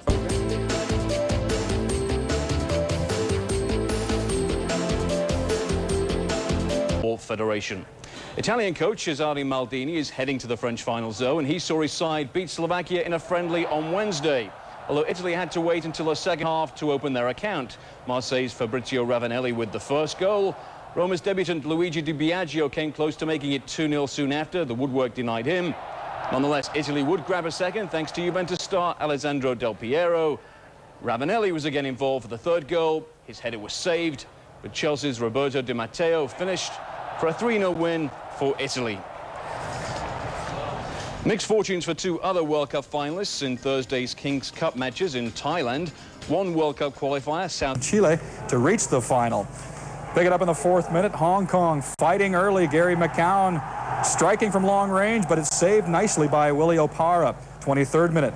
Nigeria trying to take over, but can't capitalize as Babalad Ajabadi hits the volley wide as Bora Milutinowic's team still clearly in control, however. 61st minute, they do grab control as Captain Samson Sia heads home from close range. 1-0 Nigeria. Hong Kong not pleased to be down, and Dale Tempest is shown the yellow card, but he can't stop Patrick Pascal after a defensive error. Lets him straight onto the goal, and he converts. Nigeria winning it by a final of 2-0 as Bora Milutinovic accepts his first trophy with his new team. Congratulations, Bora. Meanwhile, in the match for third place, it was Iran beating fellow World Cup qualifiers Chile 4-2 in a penalty shootout. Die Reggae Boys wollten auf keinen Fall mit fliegenden Fahnen untergehen. Brasiliens Coach verzichtete auf wichtige Akteure wie Ronaldo oder den erfahrenen Abwehrspieler Aldair. Das sollte sich in der 15. Minute beinahe rächen. Eine lange Flanke von Dixon auf Hall und der Jamaikaner zwingt Taffarel zu einer Glanztat. Der Torhüter der Brasilianer war an diesem Abend noch einer der Besten im Team.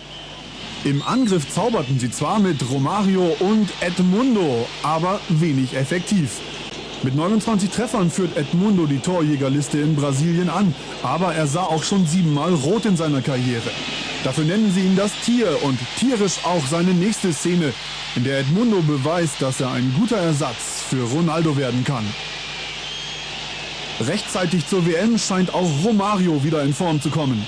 Nach etlichen Partys an der Copacabana ist er fast schon wieder der Alte.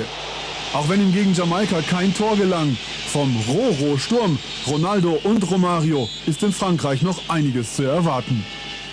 In Orlando war das Halbzeitprogramm spannend, aber auch die zweite Hälfte der Samba fand ohne Giovane Elber statt. Sorgen macht Zagallo momentan nur die Abwehr. Unnötige Fouls wie hier von Baiano schwächen das Team und schaden dem Image. Der Ex-Bremer musste für seinen Ellbogencheck vom Platz. Die letzte Chance in diesem Spiel vergab Sinho mit diesem Pfostenschuss. Brasilien blieb noch vieles schuldig. Für Jamaika aber war das 0:0 ein Achtungserfolg. Die Brasilianer sangen laut und schön, das sollte helfen, den blamablen Auftritt gegen Jamaika schnell zu vergessen. Guatemala ein Nobody im internationalen Geschäft, aber die Abwehr kompakt und effektiv, kein Durchkommen für die Ballkünstler. Die Zweikampfstärke der Brasilianer bekam auch nur Trainer Zagallo zu spüren. Erst in der 23. Minute war der Ball endlich im Tor. Aber der Schiedsrichter entschied auf Abseits. Romario hatte sich zu früh gefreut. Noch vor der Pause hatte Guatemala sogar die Chance, nach diesem Foul in Führung zu gehen. Der Freistoß direkt an der 5-Meter-Linie. Aber Torwart Taffarel, der beste Brasilianer. 0:0 der Halbzeitstand, die Fans schon heiser. In der 59. Minute kam dann Giovane Elber für Edmundo. Sein ganzes Leben hat er auf diesen Moment gewartet. Jetzt bekam der Bayern-Stürmer endlich das Vertrauen des Trainers. Brasilien blieb die aktivere Mannschaft. In der 79. Minute Foul an Romario, klare Sache, 11 Meter. Er trat selbst an und Romario traf zum 1:0 für Brasilien. Giovane Elber ackerte, lief sich frei, bekam aber kaum einen Ball, so kann auch er keine Tore schießen. Das übernahm dann in der 94. Minute Juan Plata. 1:1 der Endstand, das Halbfinale des Gold Cups für Weltmeister Brasilien in weite Ferne gerückt.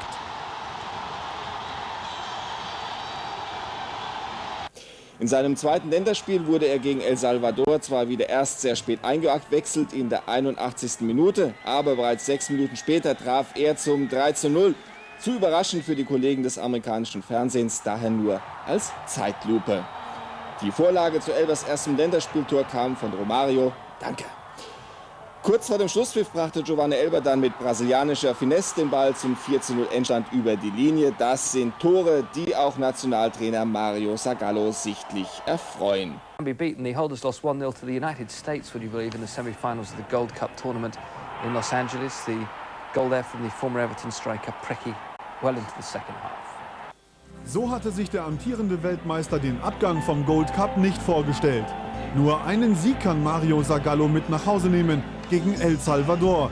Die anderen Kleinen haben es dem Favoriten mal so richtig gezeigt. Die Gründe. Brasilien hatte genug Möglichkeiten, um ins Endspiel einzuziehen. Ohne Weltfußballer Ronaldo aber, den Inter Mailand nicht freistellen wollte, war der Sturm nur ein laues Lüftchen. Zweimal nur traf Romario, der eigentlich 10 Tore hätte schießen müssen. Auch sein Sturmpartner Edmundo kam nur auf einen Treffer. In Brasilien führt er die Torschützenliste an. Bei diesem Turnier blieb er blass.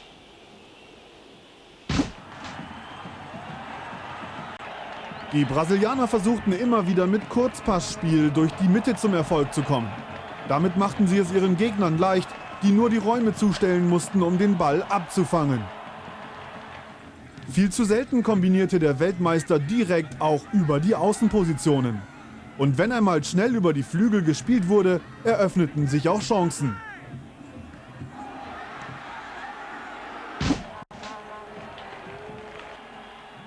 Brasiliens Hintermannschaft steht oft nicht nah genug am Mann. So kamen die US-Boys zu ihrem Siegtor.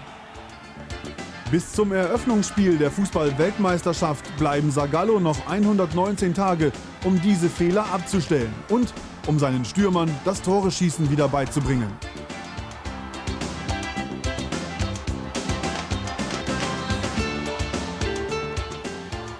The striker who turned down Manchester United fairly recently, Marcelo Salas, scored both goals as Chile won 2-0.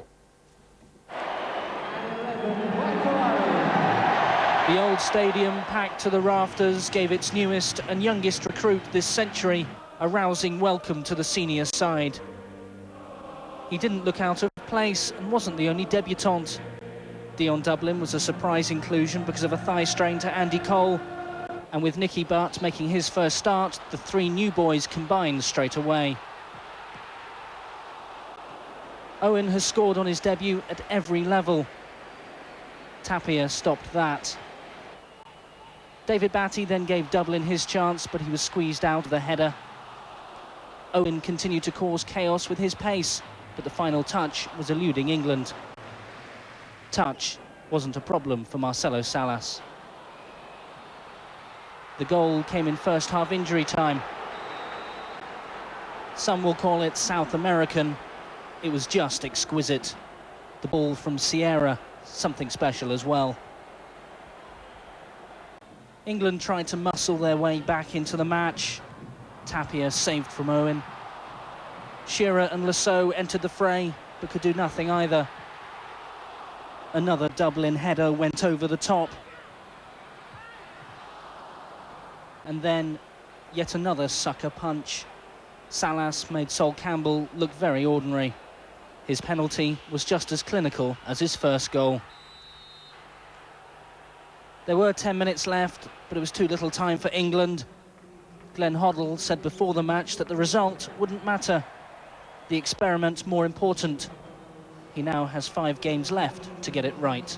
Ollie Foster, Sky News. While African soccer says goodbye to 2 of its finest ambassadors when Ghana's Abedi Pele and Zambia's Galusha Bwalya announced their retirement from the international game. The Atlas Lions secure qualification for the quarter-finals when Youssef Fertou scores their 3rd.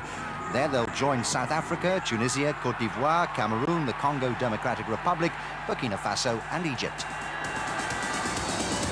Champion South Africa took on Africa's top-ranked side, Morocco. And it was the South Africans who went in front in the 22nd minute, Benedict McCarthy with his 5th goal of the tournament. But on 36 minutes, Morocco got an equaliser, Saeed Sheba with the close-range header to make it 1-1 at half-time. It remained that way until 16 minutes from time, and David Nyati with a superbly taken goal to give South Africa a 2-1 lead. Then in injury time, Andrew Rabutla was sent off, but the final score, Morocco 1, South Africa 2. South Africa will now play the Democratic Republic of Congo in the semi-finals. Burkina Faso play Egypt in the other, both games on